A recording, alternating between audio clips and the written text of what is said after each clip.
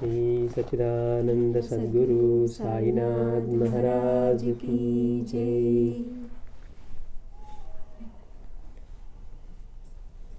మనం నిజంగా భగవంతుని తత్వాన్ని కనుక ఒక్కసారి మనసులో స్మరించుకుంటే నిజంగా ఆయన పూజించడం సాధ్యమేనా అనిపిస్తుంది. అంటే మనం ఇదంతా చిన్నపిల్లల ఆటలా ఉంటుంది అనమాట. ఆసనం సమర్పయామి అంటున్నాం. ఆయన రూపానికి పరిమితంగా ఉంటే అది ఆసనం తీసుకొచ్చి సమర్పించగలం.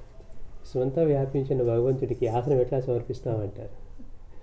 అలానే సప్త సముద్రాలని కడుపులో దాచుకున్న వాడికి మనం ఆచమనం ఎట్లా చేస్తాం అంటే ఏ సేవ తీసుకున్నా కూడా మన భక్తిని ప్రకటన చేసుకోవడానికి మనం పరిమితులం కనుక మనం చేసే ఆ చిన్న చిన్న సేవలతో అలా చేస్తున్నాం తప్పించి నిజానికి మనం ఏ మూర్తిని పూజిస్తూ ఉన్నా కానీ విశ్వమంతా వ్యాపించి ఉన్నవాడు అనమాట వాడు. అట్లా నిజానికి మనం మానసిక పూజ మనం ఎంత చేసుకోగలుగుతామో ఇప్పుడు చేసిన పూజ కంటే కూడా మనసులో మనం ఆ భావాన్ని ఎంతగా పెట్టుకోగలం. స్వామి నిజంగా నిన్ను ఎక్కడికైనా ఆహ్వానించగలను, నువ్వు ఇక్కడ ఉన్నావు అక్కడ లేవంటే నిన్ను ఆహ్వానించవచ్చు. లేదంటే మీరు 5th ఫ్లోర్ నుంచి 6th ఫ్లోర్కి రండి, 1st ఫ్లోర్కి రండి అంటే మనం ఆహ్వానించగలం.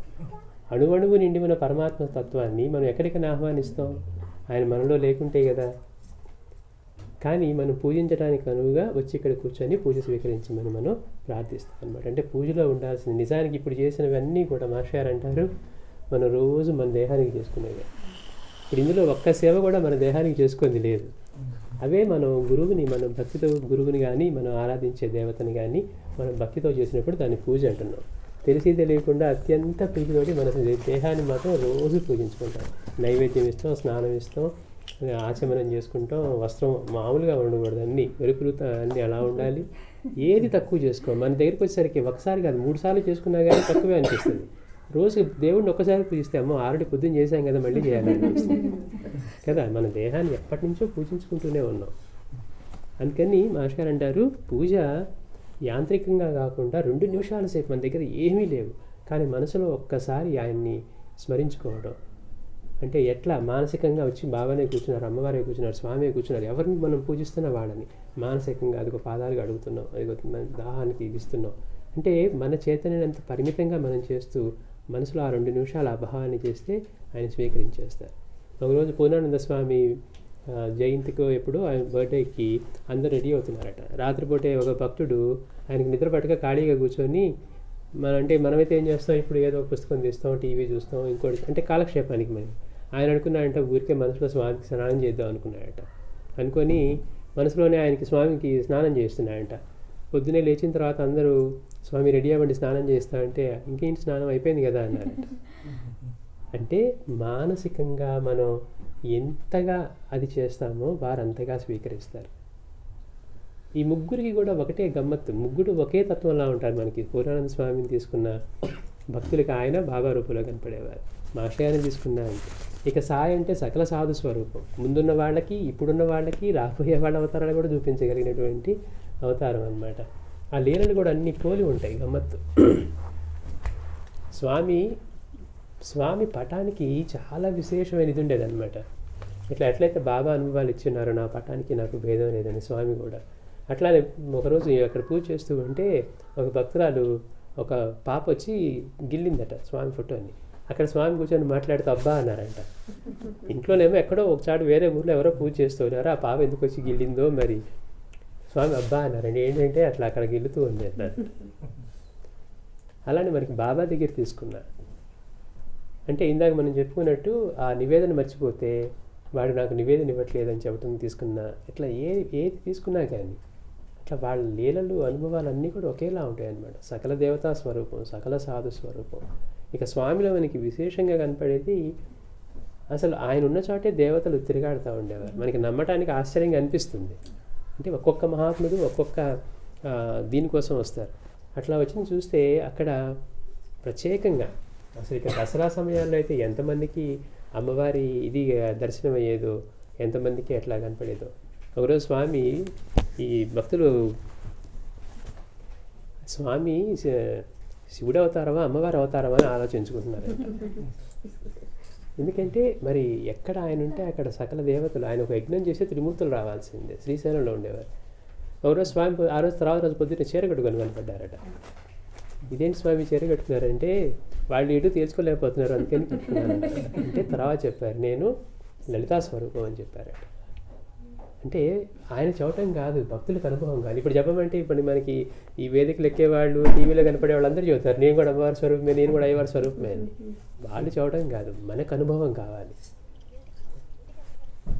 అట్లాగా ఇది చూస్తూ ఉంటే మనకి ఈ ముగ్గురు మహాత్ములు కూడా మనకి బాబా మాస్టర్ గారు, స్వామీజీ వీళ్ళందరూ ఒకే సాంప్రదాయం, ఒకే విధంగా అసలు వాళ్ళ ముగ్గురులో ఒకరికి భేదమే లేదు అన్నట్టుగా ఉంటారనమాట. అంటే వివిధ సమయాల్లో ఉండటం వల్ల వాళ్ళు ముగ్గురుగా ఉన్నారు కానీ ఒకే పరమాత్మ తత్వం అలా మనకి ప్రకటమైంది.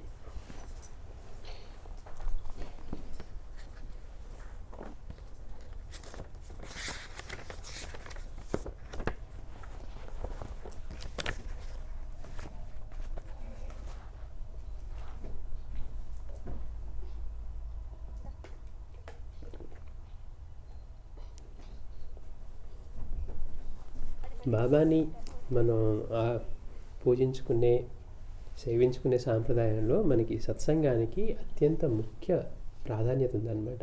ఇది కొత్తగా ఇదేదో మనం చేసుకుంటున్నదో మనకి ఇలా చేయబట్టితో కాదు. ఇది మహర్షులు పరమాత్మని తత్వాన్ని పొందిన మహర్షులు సైతం నైమిసారణ్యంలో మనకి ఏ కథ చదువుకున్నా కానీ అలానే వస్తాయి. పలానా కథ సూతుడు చెప్పాడను, లేకపోతే సౌనకాది మహర్షులకి ఈయన చెప్పాడను, ఆయన చెప్పాడను, ఇలానే ఉంటాయి అందరికీ కూడా. ఎందుకు అంటే మహర్షులు వాళ్ళు వ్యక్తిగతంగా ఎంత తపస్సు చేసుకొని భగవంతుడి అనుగ్రహం పొందినప్పటికీ కూడా వాళ్ళు సమిష్టి సాధనగా భగవంతుడి లీలలు చెప్పుకొని ఆనందించేవారట. ఎందుకని సాధనలోకెల్లా అత్యంత తేలికైన సాధన ఏంటంటే భగవత్ కథాశ్రవణం, భగవత్ లీలాశ్రవణం. అందుకని అన్ని పురాణాలు రాసి అన్ని గ్రంథాలు అందించి ఇన్ని వేదాలు రాసినటువంటి వేదవ్యాసుడికి సైతం భాగవతం రాసే వరకు ఆయనకి ఇంకా నేను చేయాల్సింది ఏదో ఉంది వెళ్తిగా అని చెప్పి కొట్టుకులాడేవాడంట. అంటే మళ్ళీ నారద మహర్షి వచ్చి చెప్పిన తర్వాత కానీ మళ్ళీ ఆయన ఇట్లా భాగవతోత్తముల చరిత్ర రాసిన తర్వాత అప్పుడు ఆయనకి పూర్ణంగా అనిపించిందట. అంటే ఈ సాంప్రదాయంలో మనం ఏమనుకుంటాం, సమర్పించడం పూజ చేయటం అంటే మనం పుష్పాలతో చేస్తూ ఉన్నాం. పుష్పంతో చేసేది బాహ్యం, మానసికంగా చేసేది. అందుకే ఆయన ఏమంటాడు, నీ మనసు అనే పుష్పాన్ని సమర్పించమంటాడు. అసలు మరి మనసు ఎలా సమర్పిస్తాం? మన మనసు మన మాటే వినట్లా, మనం ఎలా సమర్పిస్తాం అంటే ఆ మనస్సుని ముందు దారిలోకి తీసుకొచ్చి మనసంతా ఆయన నింపుకోవాలి. మనకి ఇష్టమైన వస్తువు, మనకు ఆశ్చర్యాన్ని కలిపే వస్తువు ఎట్లయితే మన మనసులో నిలుస్తుందో అట్లా ముందు మన మనస్సులో నిలుపుకోవడానికి చేయాలన్నమాట. అంతవరకు చేసేవంతా కూడా మనం తర్వాత మనం ధ్యానం చేయాల్సి వస్తే అప్పుడు కూర్చోవడానికి మనసు సిద్ధం అవడానికి చేసే ప్రయత్నం ఏంటంటే ఇప్పుడు మనం కళ్ళు మూసుకొని కూర్చొని మనం ధ్యానం చేసామనుకుంటాం. కాదు, ఇంకా మనసు మనకి స్థిరంగా లేదు. ఇప్పుడు చేసేది ఏంటి, ఆ రోజున మనం ప్రాక్టీస్ అంటే ముందు మనం ఆలు ఏబిసిలు దిద్దేది ఎందుకు అంటే తర్వాత మనం రాయడానికి ముందు ఆ చిన్నవి నేర్పించేయాలి. అట్లాగా అందుకని మనకి ఈ సాంప్రదాయంలో అంటే ప్రత్యేకంగా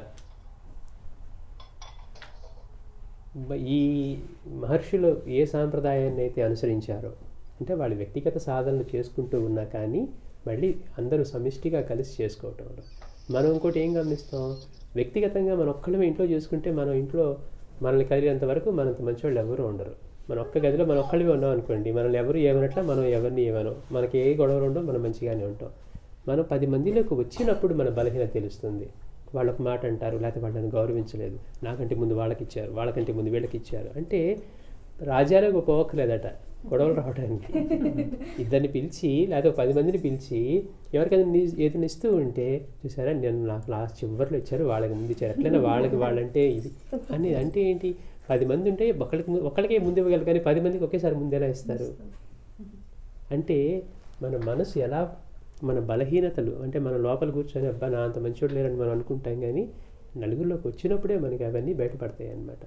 ఇట్లాంటి సమిష్టిగా మనం చేసుకునే సాధన వల్ల ఏమవుతుందంటే పరిమితమైన తత్వం నుంచి వీళ్ళందరూ మనవాళ్ళు అనే ఒక ముందు మనసు కొంచెం అట్లా విశాలం అవుతుంది. మన కుటుంబం అంటే ఇప్పుడు ఒకప్పుడు ఓ పెద్ద తల్లిదండ్రులని, తమ్ముళ్ళని, అక్కని, లేకపోతే వాళ్ళ కుటుంబాన్ని అంతా కలుపుకొని మా కుటుంబం అనేవారు.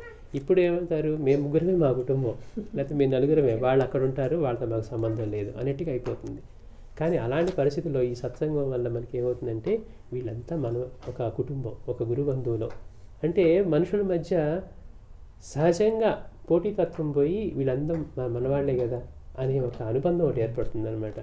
ఇట్లా మనలోని బలహీనతల్ని ఇవేమీ చేయకుండా నేను ముక్కు మూసుకుని మంత్రం చేస్తానంటే ధర్మార్థ కామ మోక్షాల్లో మోక్షాన్ని చివరి చెప్పారు. ఇవన్నీ సాధించకుండా ఒక్కసారి ఎక్కడికి పోరట. అందుకని బాబా కూడా ఏం చెప్పారు, నీ బాధ్యతలు ఇవన్నీ కూడా సక్రమంగా నిర్వర్తించిన తరువాతే నువ్వు చేసే మంత్రం ఫలించేదైనా ఇంకోటైనా. నాకు ఇవన్నీ ఎందుకంటే నేను కూర్చొని మంత్రం చేసుకుంటూనే ఉంటాం కానీ ఎక్కడికి పోం. ఎందుకని ఆ మంత్రానికి కావలసినటువంటి పవిత్రత కానీ దాన్ని సిద్ధించుకునేది కూడా మనకి మంత్రం పవిత్రమైందే కానీ దాన్ని సిద్ధించుకునే ఇది మనలో లేదు. పాలు మంచివే, గిన్నె శుభ్రంగా లేకపోతే పోయిగానే ఏమవుతే పాడైపోతాయి. అట్లాగా ముందు గిన్నె శుభ్రం చేసుకోవడానికి మనకు భగవంతుని లీలాశ్రవణం ద్వారా అంతటా ఆయనే వ్యాపించి ఎలా ఉన్నాడు, అన్ని రూపాల్లో ఆయనే ఎలా ఉన్నాడు, పరిమితంగా ఉన్న మన దృష్టిని ఎలా ఆయన సంస్కరిస్తాడు. భగవానుడు కూడా ఇదే చెప్పాడు అనమాట, నన్ను ఆశ్రయించిన వాళ్ళకి ముందు బుద్ధియోగం ఇస్తాన్నారు. బాబాని ఆశ్రయించిన వాళ్ళకి ముందు ఇచ్చేది ఏంటంటే బుద్ధియోగమే. మనం ఏ సాధన చేసినా చేయకపోయినా కానీ మొదట మనకి ఏమనిపిస్తుంది, లీలామృతం కానీ పారాయణ చేస్తూ ఉన్నా, బాబా చిత్ర వింటూ ఉన్నా అన్ని రూపాల్లో ఆయనే ఉన్నాడు. అది ఆ కుక్కకి ఆవిడ ఇంటి దగ్గర పెడితే నివేద్యం తీసుకుని మసీదు కడగానే బాబా అన్నారు, అమ్మ నువ్వు పెట్టిన దాంతో నా ప్రాణాలు కుదురుపడ్డాయి అన్నారు. బాబా మీకు ఎప్పుడు పెట్టాను, నేను ఇప్పుడే కదా మసీదుకి వస్తుంది, అది నువ్వు అక్కడ కుక్కకు పెట్టావు, ఆ కుక్కని నేనే. ఆ కుక్క నేనే అంటే ఆ కుక్కకే పరిమితం చేయట్లా, అట్లా అన్ని జీవుల్లోనూ నేనే ఉన్నాను అని. అంటే మనకి మన దృష్టిని ఒక విధంగా ఎట్లా అంటే ఇప్పటి వరకు మనం ఆలోచించలేదు అట్లా, మన నుంచి అంతా వేరు, మనమే మనకి ప్రియం, మనకే మనం గొప్పవాళ్ళు, మిగిలిన వాళ్ళంతా మన నుంచి వేరు, మనకంటే తక్కువ వాళ్ళు, లేకపోతే ఏదో ఒక లోపం ఎక్కడమే చూస్తూ ఉన్నాం. అలాంటి దృష్టి నుంచి మొదటిసారిగా ఏ రూపాన్ని ఆదరించినా, ఏ రూపాన్ని తిరస్కరించినా, ఏ రూపాన్ని మనం ఇదిగా మాట్లాడినా కానీ ఆయనకే చెందుతుంది అని మొదటిసారిగా ఒక ఆలోచన వచ్చి మనం మామూలుగా ఒక మనిషిలాగా జీవించడానికి మొదటి మెట్టు అనమాట. అది ఎలా కుదురుతుంది అంటే విశ్వమంతా భగవంతుడే వ్యాపించి ఉన్నాడని ఎన్నిసార్లు చదువుకున్నా మనకి అనుభవం రానంతసేపు అన్నీ వేరుగానే కనపడతాయి. ఇప్పుడు సైంటిస్టులే ఉన్నారు ఫర్ ఎగ్జాంపుల్, వాళ్ళు ఏం చేస్తారట, ఉన్నంతసేపు ఈ మ్యాటర్ అంతా ఎనర్జీతోనే ఉంది, ఎలక్ట్రాన్ ప్రోటాన్ న్యూట్రాన్ ఉందని ల్యాబ్లో భయంకరంగా చేసిన ఇంటికి రాగానే భారీగానే కనపడిద్ది, పిల్లవాడే కనపడతారు తప్పించి వీళ్ళంతా అణువుల సమూహం, వీళ్ళంతా ఎలక్ట్రాన్ సమూహం, కాబట్టి వీళ్ళ మీద నాకు మోహం లేదు, వీళ్ళతో నేను ఇలా ఉంటాను ఏమనుకోడట. అంటే అనుభవం కానంతసేపు ఎంత చెప్పుకున్నా, ఇప్పుడు దాకా సైన్స్ అంతా ఏం చెప్తుంది, విశ్వం అంతా ఒకే ఎనర్జీ ఉంది, everything is made up of energy, ఆ ఎనర్జీ ఎలా ఉందని చెప్తుంది. కానీ ఈ ఎనర్జీ సోర్స్ ఏంటి, ఎనర్జీ ఎవరు నిర్వహిస్తూ ఉన్నారు, వాళ్ళ ఎనర్జీని వాళ్ళు చెప్పినటువంటి సైన్స్ని అంతకంటే ముందుకు పోలేకపోవడానికి కారణం ఏంటంటే ఆ సైన్స్కి ఆ సైన్స్ ఏం చెప్తుందంటే అది ఎనర్జీ ఉందంటుందే కానీ ఆ ఎనర్జీ దాన్ని నిగ్రహించుకోగలిగింది, దాన్ని మేనిఫెస్ట్ చేసుకోగలిగింది అని చెప్పట్లేదు అనమాట. అంటే దానికి చైతన్యం ఉంది అని చెప్పలేకపోతుంది, అక్కడికి వెళ్ళట్లా. అవి మనకి నిరూపించేవాళ్ళు మహాత్ములు. అన్ని జీవుల్లోనూ జడజీవ పదార్థాల్లోనూ అంటే ఏకనాథుడు వీళ్ళందరూ చూస్తే గోడలు అయిపోయి వాళ్ళ దాని మీద కూర్చుంటే గోడ కదిలి వాళ్ళని తీసుకుని వెళ్ళిపోయేది. ఎట్లా వింటాయి మాటలు గోడలు కూడా, అంటే అన్నింటిలో ఉన్న చైతన్యం ఒకటే, మాటల్లో చెప్పడం వేరు, అనుభవంతో.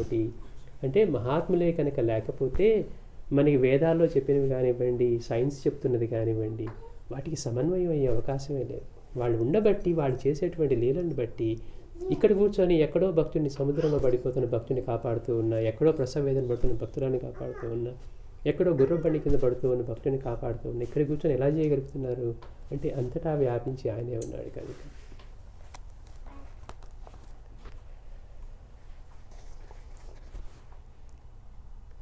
అసలు బాబాని ఎందుకు సేవించాలి అంటున్నారు మాస్టర్ గారు. ఇంతమంది ఉన్నారు కదా, అసలు గురువుని బాబాని ఎందుకు సేవించాలి అంటున్నారు. సచ్చిదానంద సద్గురు సాయినాథ్ మహారాజ్ కీ జై, సద్గురు భరద్వాజ్ మహారాజ్ కీ జై. ఆధ్యాత్మిక జీవితానికి అంతటికీ కూడా మహనీయులు మూలస్తంభాల వంటి వారు. ఇప్పుడే మనం చెప్పుకున్న మాట, అంటే ఈ ఆధ్యాత్మికత మొత్తానికి మనం ఆధ్యాత్మికత అంటే ఏమనుకుంటాం, మనకి తెలియనంతసేపు మనకి ఒక మనిషి జీవితం ఉంది, మన ప్రతి ఒక్కళ్ళకి సుఖము దుఃఖాలు రెండూ ఉంటాయి, ఒక్కొక్కరికి ఇబ్బందులు ఇలా వస్తూనే ఉంటాయి, కోరికలు మాత్రం అనంతంగా ఉంటాయి. కాబట్టి ఈ కష్టాలని కోరికల్ని తీర్చుకోవడానికి మనకి చేతగాని తనంలో ఉన్నప్పుడు అంటే మనం ఏం చేస్తాం, ప్రతివాడు కూడా సాధ్యమైనంత వరకు తనకి చేతైంది తనే చేసుకోవాలనుకుంటాడంట. ఎప్పుడైతే ప్రకృతి మనకి సహకరించట్లేదో, మన చేతిలో ఏమీ లేదన్న విషయాన్ని మనం గమనించాము అంటే ఏంటి, ఇప్పుడు మనం ఏమనుకుంటాం, నేను చేసేస్తా అనుకుంటాం. అన్నీ నిజంగా ఆలోచిస్తే నాలో జరిగే ఏ క్రియ నేను జరపట్లేదని కానీ గుర్తురాదు. అనుభవంలో నిజానికి మనం తినేది కానివ్వండి, మన ప్రాణశక్తి కానివ్వండి, మన శ్వాస కానివ్వండి. ఒక 5 నిమిషాల సేపు ఎవరన్నా ప్రాణాయామం చేయమంటే పూజారి సైతం ఊరికి 3 సార్లు చేసి పక్కకు పెట్టేస్తాడు. అదే పనిగా చేస్తుంటే వేరే పని చేయలేడు అనమాట. అంటే మనలో జరిగే ప్రతి క్రియ కూడా ఆయన నిర్వహిస్తూ ఉంటే భగవంతుడి చైతన్యం, ఆయన అంటే అక్కడ పరమాత్మ అనుకోండి, అమ్మవారు అనుకోండి, మీరు ఏదైనా అనుకోండి, ఒక భగవంతుడు అది నిర్వర్తిస్తూ ఉంటే మనమేమనుకుంటున్నాం, అవన్నీ సాగిపోతున్నాయి కాబట్టి మనకి ఏ కష్టం పడట్లేదు కాబట్టి నేను సాధించేస్తాను, నేను గొప్పవాడిని, నాకు తెలియదు, నేను చదివేశా అంటే అహంకారంతో మనం ఇట్లా మాట్లాడుతూ ఉంటాం. అవునే కదా? ఎప్పుడైతే నిజంగా మనకి తెలుస్తుందో, అరే నాలో జరిగే క్రియ ఏది నేను నిర్వర్తించుకోవట్లేదు, నిర్వహించలేను, కొంచెం మనం జలుబు చేసో జ్వరం వచ్చి మూల పడితే తెలుస్తుంది మన చేతులు ఏమి లేదని. అంటే ప్రతి క్రియ కూడా ఆయనే నిర్వహిస్తూ ఉన్నాడు. అందుకని మనకి ఆధ్యాత్మిక అంటే మనకి ఎలా అలవాటైంది, ఎలా పరిచయం అయిందంటే ఎంతసేపటికి మనకున్న కష్టాన్ని కోరికలు తీర్చుకోవడానికి భగవంతుడిని ఆరాధించేసి, ఈ మంత్రం చేసేసి, ఈ నామం చేసేసి, లేకపోతే అమ్మవారికి అయ్యవారికి ఇన్ని ప్రసాదాలు చేసి నివేదన చేసి పెట్టేస్తే వచ్చేస్తుందని. కానీ అసలు ఆధ్యాత్మికత అంటే ఏంటి అనేది సరిగ్గా మనకి ఎవరు కూడా ఎందుకు అవసరమైంది, ఆధ్యాత్మికత అంటే ఏంటి అనేది మనకి ఇంట్రడ్యూస్ చేయకపోవటం. కష్టం వచ్చిందా, అదిగో ఒక 100 సార్లు లలితా సహస్రనామం చేయి, కష్టం వచ్చిందా సుందరకాండ పారాయణ చేయి, కష్టం వచ్చిందా రామాయణం పారాయణ చేయి, కష్టం వచ్చిందా దుర్గా సప్తశతి చేయి అని చెప్తున్నారే తప్పించి ఈ కష్టాలు ఎందుకు వస్తున్నాయి, కష్టాలు ఉన్న మహాత్ములందరూ కూడా వాళ్ళు ఎలా జీవించి చూపిస్తున్నారు అంటే శరీరానికి అతీతంగా. అసలు కష్టాలు ఇప్పుడు రమణ భగవాన్ ఉన్నారు, ఆయనకు ఆపరేషన్ చేస్తూ ఉంటే భగవాన్ మీకు ఎనస్థీషియా ఇస్తామంటే ఎనస్థీషియా నాకెందుకు అన్నారు, మీరు చెప్తుంటే కానీ నాకు దేహం ఉందని గుర్తు రావట్లేదు అన్నారు, కాబట్టి మీరు అలా చేసేయండి నేను కూడా చూస్తాను అని ఆయనకి కంఠానికి వాడికి సర్జరీ చేస్తుంటే చూస్తూ ఉండేవాడు ప్రత్యక్ష సాక్షిగా. మనకేమో చిన్న చీమ కుట్టిన నొప్పే, చిన్న సూది గుచ్చుకున్న పొరపాటున నొప్పే, కట్ చేసేటప్పుడు మనకు తగిలితే వెంటనే బ్యాండెడ్ అయిపోతే నొప్పే మనకి. అంటే ఆధ్యాత్మికతని మనకి డిఫైన్ చేసి మనకి అందించిన వాళ్ళు మనకి సరిగా అందించలేదన్నమాట. అంటే రాను రాను ఆధ్యాత్మికతని ఎలా తప్పు పట్టించారంటే కష్టాలు కోరికలు తీర్చుకోవడానికి ఒక మార్గంగా చెప్పారు తప్పించి అసలు దుఃఖమే లేనటువంటి స్పర్శతోటి ఆనందంగా జీవించే మార్గం. అంటే దుఃఖం ఎందుకు వస్తుంది మనలో, దుఃఖం అంటే ఏంటి అంటే దుఃఖం అంటే కళ్ళమడిలు పెట్టుకుని ఏడవటం అని కాదు. మనం దుఃఖం అంటే ఎన్ని ఉన్నా కానీ అశాంతిగా జీవించడమే దుఃఖం అన్నారు. ఎన్నో ఉన్నాయి, మన 10 ఏళ్ల కంటే ఇప్పుడు హాయిగా ఉన్నాం, కానీ అయ్యో వాళ్ళకి అది ఉందే మనకి ఇది లేదు అనగానే ఈ 10 ఏళ్ల కంటే మనం హాయిగా ఉన్నాం అనే విషయం మర్చిపోతాం. ఇది మనల్ని బాధిస్తూ ఉంటుంది. అరే 10 ఏళ్ల కంటే నేను ఎంత హాయిగా ఉన్నాను, 10 ఏళ్ల క్రితం నేను అనుకోలేదు ఇంత కంఫర్ట్గా ఎంత లగ్జరీస్గా ఉంటానని, ఎంత దయానికి మనల్ని ఇక్కడ తీసుకొచ్చి ఇలాంటి స్థితిని ఇచ్చాడు అని మనం అనుకో. మనం ఇక్కడ ఉంటే మొదలుపెట్టాక మనతో పక్కన ఉన్న వాళ్ళు ఇప్పుడు ఎక్కడో ఉన్నారు అనే ఆలోచన వస్తుంది. అంటే ఎన్ని ఉన్నా కానీ తృప్తి లేకుండా జీవించడమే దుఃఖం అంటారు. అది నిరంతరం ప్రతి క్షణం ఉంటుంది. దాన్ని తొలగించుకునే మార్గమే ఆధ్యాత్మికత. అంటే పరిమితంగా ఉండి మనం ఈ దుఃఖాలు ఇవన్నీ అనుకోవటానికి కారణం ఏంటంటే మూలంగా ఈ శరీరమే నేను అని మనం ఆ అనుభవంతో జీవించడమే అది మూలమైనటువంటి అజ్ఞానం. అలా కాదు, అంతటా వ్యాపించి ఉన్న పరమాత్మ తత్వమే నాలో కూడా ఉంది, నాకు ఆయనకి భేదమే లేదు, నాలో అంతా ఆయనే నిండి ఉన్నారు, నేనంటూ విడిగా ఏం లేను, నాలో ఉన్న చైతన్యం అంతా కూడా ఆయనే. ఎప్పుడైతే అటువంటి చైతన్య ఘనతను సాధిస్తారో వాళ్ళు జీవన్ముక్తులవుతారనమాట. వాళ్ళకేంటి ఇక మనలాగా చిన్న చిన్నవేవి బాధించవు, ఎంతసేపు వాళ్ళు ఆనందంలో ఉండిపోతారు. ఇలా కళ్ళు మూసుకుని ఇలా కూర్చున్నారంటే వాళ్ళకి తినడానికి ఉందా, ఒంటి మీద బట్ట ఉందా, లేకపోతే వాళ్ళకి అవసరానికి లెగుస్తున్నారా, ఇట్లాంటివి ఏమి ఉండవు, పరమానందంలో లీనమైపోతూ ఉంటారు. అంటే ఆధ్యాత్మికత ఎందుకు అంటే మనం అటువంటి ఆనందంతో జీవించడానికి. ఆధ్యాత్మికత ఎప్పుడు సాధ్యమవుతుందంటే ఆధ్యాత్మికత అంటే మనల్ని మనం తెలుసుకోవడం అని చెప్పారు మాస్టర్ గారు. ఆధ్యాత్మికత అంటే మన తత్వాన్ని దాన్ని తెలుసుకోవడం కోసం మనం ఆధ్యాత్మికతను ఆశ్రయించాలి. అలా కాకుండా కష్టాలు కోరికలు తీర్చుకుంటే ఇవాళ తీర్చుకుంటాం మళ్ళీ రేపు కొత్తది వస్తుంది, రేపు తీర్చుకుంటాం మళ్ళీ కొత్తది వస్తుంది, జీవితాంతం మనం ఆ వలయంలోనే ఉంటాం అన్నమాట. అందుకని మాస్టర్ గారు అంటారు ఆధ్యాత్మిక జీవితానికి అంతటికీ కూడా మహనీయులే మూల స్తంభాలు వంటి వారు. ఎందుకంటే ఇలా లేకుండా తృప్తిగా జీవించడం సాధ్యం అవుతుందా? భగవాన్ని తీసుకుందాం, స్వామీజీని తీసుకుందాం, మాస్టర్ని తీసుకుందాం. ప్రకృతి అంతా వాళ్ళ ఆధీనంలో ఉంటుంది. కురిసే వర్షాన్ని ఆగు అంటే ఆగిపోతుంది, బాగా ఎగిసిపడే అగ్నిని ఆగు తగ్గు అంటే తగ్గిపోతుంది. కానీ వాళ్ళు ఎలా ఉంటారు? ఎంత సాధారణంగా గోనెపట్టా మీద కూర్చుంటూ ఆయన తలుచుకుంటే ఎంతసేపు ఒక క్షణం ఇంత సృష్టి చేసిన వాడు ఆయనకు భవనం నిర్మించుకోలేడా? కానీ అంత సాధారణంగా అంత నిరాడంబరంగా ఉన్నారు, కానీ వాళ్ళు ఎప్పుడూ అంతులేని తృప్తి శాంతుల్లో ఉంటారు. వాళ్ళ దగ్గరికి వెళ్ళి మనం కూర్చుంటే మనం కూడా అలాంటి తృప్తి శాంతిని పొందుతాం. ఎందుకంటే బాబా దగ్గరికి వచ్చే భక్తులు మనం చూస్తూ ఉంటాం అనమాట. బూటీ లాంటి వాళ్ళు ఎంతెంతో గొప్ప గొప్ప ధనికులు. మనం ఏమనుకుంటాం, డబ్బు ఒక్కటి ఉంటే మనకు కావాల్సినవి ఏర్పరచుకొని మనం సంతోషంగా ఉంటాం, సుఖంగా ఉంటాం అనుకుంటాం. ఆయనకి ఆ రోజుల్లో నాగపూరు, బొంబాయి ఇవన్నీ కొనగలిగినంత సంపద ఉండేదట. అలాంటి వాడు ఏం చేశాడు, మరి అన్నీ వదిలేసి బాబా దగ్గరికి వచ్చి ఆ మసీద్ దగ్గర అక్కడక్కడే తచ్చట్లాడుతూ ఎప్పుడో ఒకసారి ఇంటికి వెళ్తూ మరి అన్ని కోట్లు ఎన్ని ఉన్నాయో తెలియదు ఆయనకి. ఆయన ఏం చేశాడు, చివరికి ఇక్కడే ఉండిపోతే బాగుంటుందని చెప్పి ఒక చిన్న వాడా కట్టుకుందాం, మిగిలిన వాడు కూడా ఇక్కడే ఉంటారు అనేంత స్థితికి. అంటే మనమేమో అవి ఉంటే బాగుంటాయి అనుకొని మనం వాటి వైపు చూస్తూ ఉంటాం. ఇప్పుడు ఇక్కడైనా అంతే. ఇప్పుడు ఎంతో మంది బాగా డబ్బు సంపాదించినటువంటి ఈ సీఈఓలు వీళ్ళందరూ ఒక స్థాయి తర్వాత జీవిత విరక్తి కలుగుతుంది అనమాట. ఇంత చేసి రోజు రోజుకి స్ట్రెస్ పెంచుకోవటం, కాంపిటీషన్ నిలవటం, అదే ఇదే అనుకుంటూ చివరికి ఏం చేస్తారు, అన్నీ వదిలేసేట్టు వెళ్ళిపోతాడు. వాడు చారిటీ చేశాడు, వీడి చారిటీ చేసి ఇట్లా వెళ్ళిపోయారని చూస్తే అరుణాచలంలోనో హరిద్వార్లోనో కనపడతారు వాళ్ళు. అంటే మనం అలా చూస్తూ ఉన్నాం. ఎందుకని, మన దగ్గర అది లేదు కాబట్టి. అది ఉంటే మనకి ఇంకా తృప్తి ఉంటుందేమో అని. కానీ మహాత్ములు ఏం చూపిస్తున్నారు, తృప్తికి శాంతికి అవి అవసరం లేదు. తృప్తి శాంతి నీలో ఉన్నాయి. నీలో ఉన్న తృప్తిని శాంతిని ఎలా పొందాలి అనేది నీకు నేర్పించేదే ఆధ్యాత్మికత. అంటే ఆధ్యాత్మికత అనేది అటువంటి క్రమశిక్షణతో కూడిన జీవితం, జీవన విధానం. మనలో ఉన్న మన నిజతత్వాన్ని, ఆనందతత్వాన్ని తెలుసుకొని మనం జీవించడానికి అదొక జీవన మార్గం అనమాట ఆధ్యాత్మికత అనేది. అందుకని మాస్టర్ గారు అంటున్నారు, దానికి మహనీయులే మూలస్తంభాలు వంటి వారు. వాడు లేకపోతే అలా జీవించడం సాధ్యమని మనకు తెలియదు. విశ్వమంతా వ్యాపించి ఒకే పరమాత్మ తత్వం ఉందని మనకు తెలియదు. మాటలో చెప్తారు, ఎన్నో గ్రంథాలు వచ్చాయి, కానీ మన దృష్టిలో ఏ మార్పు లేదు. కానీ మహాత్ముల దగ్గరికి వెళ్తే మనకు తెలుస్తూ ఉంటుంది, ఎందుకని అంతటా వ్యాపించి వాళ్ళే ఉన్నారని.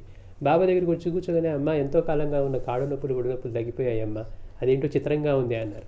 అప్పుడు కానీ ఆవిడ గుర్తురాట్లా, అరే నాకు కదా కాడు నొప్పులు, ఒడి నొప్పులు నిక్కట రాగానే తగ్గిపోయాయి ఎంతో కాలంగా అని.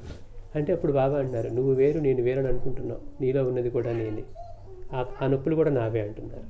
అంటే వేరు అన్న భావం నుంచి భక్తులకి ఎట్లాంటి భావంలోకి తీసుకొస్తున్నారంటే ఉన్నదంతా పరమాత్మ తత్వమే అని. కాబట్టి వాళ్ళే మూల స్తంభాలు వంటి వారు. మానవ జాతికి అంతటికీ కూడా వారే కేవలం ప్రాకృతికము పాశవికము అయినటువంటి జీవితానికంటే కూడా అత్యున్నతమైన శాశ్వత దుఃఖరహితమైన జీవితం ఒకటి ఉన్నదని తెలిపారు. వాళ్ళు కనుక లేకపోతే ఇలాంటి జీవితం, ఒక అత్యున్నతమైన జీవితం ఒకటి ఉందని తెలియదు మనకి.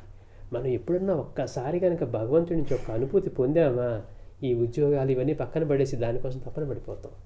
మహాత్ముని దర్శించిన వాళ్ళందరూ ఎందుకు వాళ్ళు తపన పడి వస్తూ ఉంటారంటే, వాళ్ళ సన్నిధిలోకి వెళితే చెప్పలేనంతటి ఆనందం. అరే ఏమున్నా కానీ అటువంటి ఆనందం పొందలేమే మనం. అలాంటిది ఏమీ లేకుండా పొద్దున్నెళ్ళి కూర్చుంటే రాత్రి అయిపోతే ఒక గంట గడిచినట్టు ఉంటుంది వాళ్ళకి. ఎందుకని, మనకి ఎప్పుడు ఆనందంలో టైం ఈజీగా గడిచిపోయింది. అదే మనకు కొంచెం దుఃఖంగా ఉంటే గంట సేపు కూడా రోజులా ఉంటుంది. అంటే మహాత్ముల సన్నిధిలో అంతటి ఆనందం, అంతటి తృప్తి, అంతటి శాంతి. ఏమి చేసినా శాంతించని మనసు అక్కడ అంత ఆనందంగా ఉంటుంది కనుక ఆ సమయం అంత తేలిక గడిచిపోతుంది అనమాట.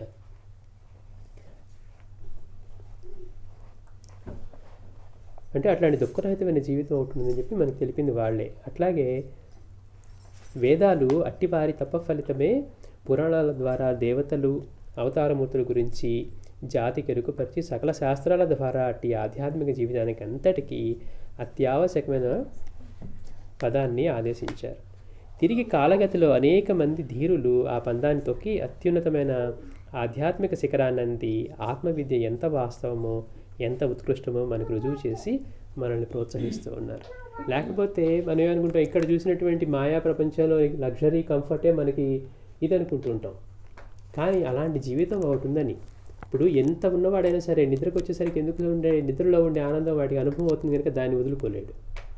నిద్రలో మన ప్రయత్నం లేకుండానే మనకు ఆనందం లభిస్తుంది కాబట్టి మనం నిద్రను వదులుకోలేము.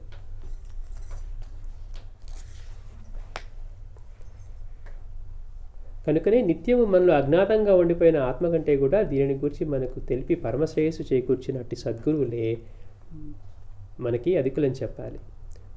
వారి అనుభవజనిత వాక్యాలైన శాస్త్రాలను సరైన విధంగా మనకు వివరించడానికి వారే అవసరం అవుతున్నారు. ఆ శాస్త్రాన్ని వాటిని మళ్ళీ మనకి వివరించి చెప్పడానికి వాళ్ళే అవసరం అవుతున్నారు. ఇలాంటి ఒక ఉన్నతమైన జీవన విధానం ఉందని చూపించడానికి వాళ్ళే అవసరం అవుతున్నారు. ఈ మొత్తానికి ఆధారమైన ఒకే తత్వం ఉందని నిరూపించడానికి మనకి వాళ్ళే అవసరం అవుతున్నారు. అంటే ఇలా ప్రపంచంలో వేరు దేశకాలాలకు అనుగుణంగా ఉత్పన్నమైన వివిధ మత సాంప్రదాయాలు అని బాహ్యాచార భేదాల వలన వాటిని అనుసరించే మానవుల మధ్య వారి అజ్ఞానం వల్ల ఏర్పడే ద్వేషాన్ని రూపుమాపి సర్వమతాల సామరస్యాన్ని మనకు అధికారపూర్వకంగా నిరూపించగలవారు కూడా మహనీయులే. మతాల అంటే మనుషులు వేరు, మతాలు వేరని కొట్టుకుంటూ ఉన్నప్పుడు కూడా మళ్ళీ వీటన్నిటినీ సమన్వయపరిచి మనకి అటువంటి జీవన విధానాన్ని మళ్ళీ మనకు అందించే వాళ్ళు కూడా ఇట్లాంటి మహాత్ములే అనమాట. అంటే మనం బాబా దగ్గర తీసుకుంటే మత సామరస్యం మనకి అత్యంత అద్భుతంగా మిగిలిన వాళ్ళ మహాత్ముల కంటే కూడా ఎక్కువగా కనపడుతుంది అనమాట. అంటే అది వాళ్ళ అవతార కార్యం అయి ఉంటుంది. అంతేకాకుండా సర్వగతమైన ఆత్మ ఒకటేనన్న పరమసత్యం మన నిత్య జీవితానుభవానికి వ్యతిరేకం.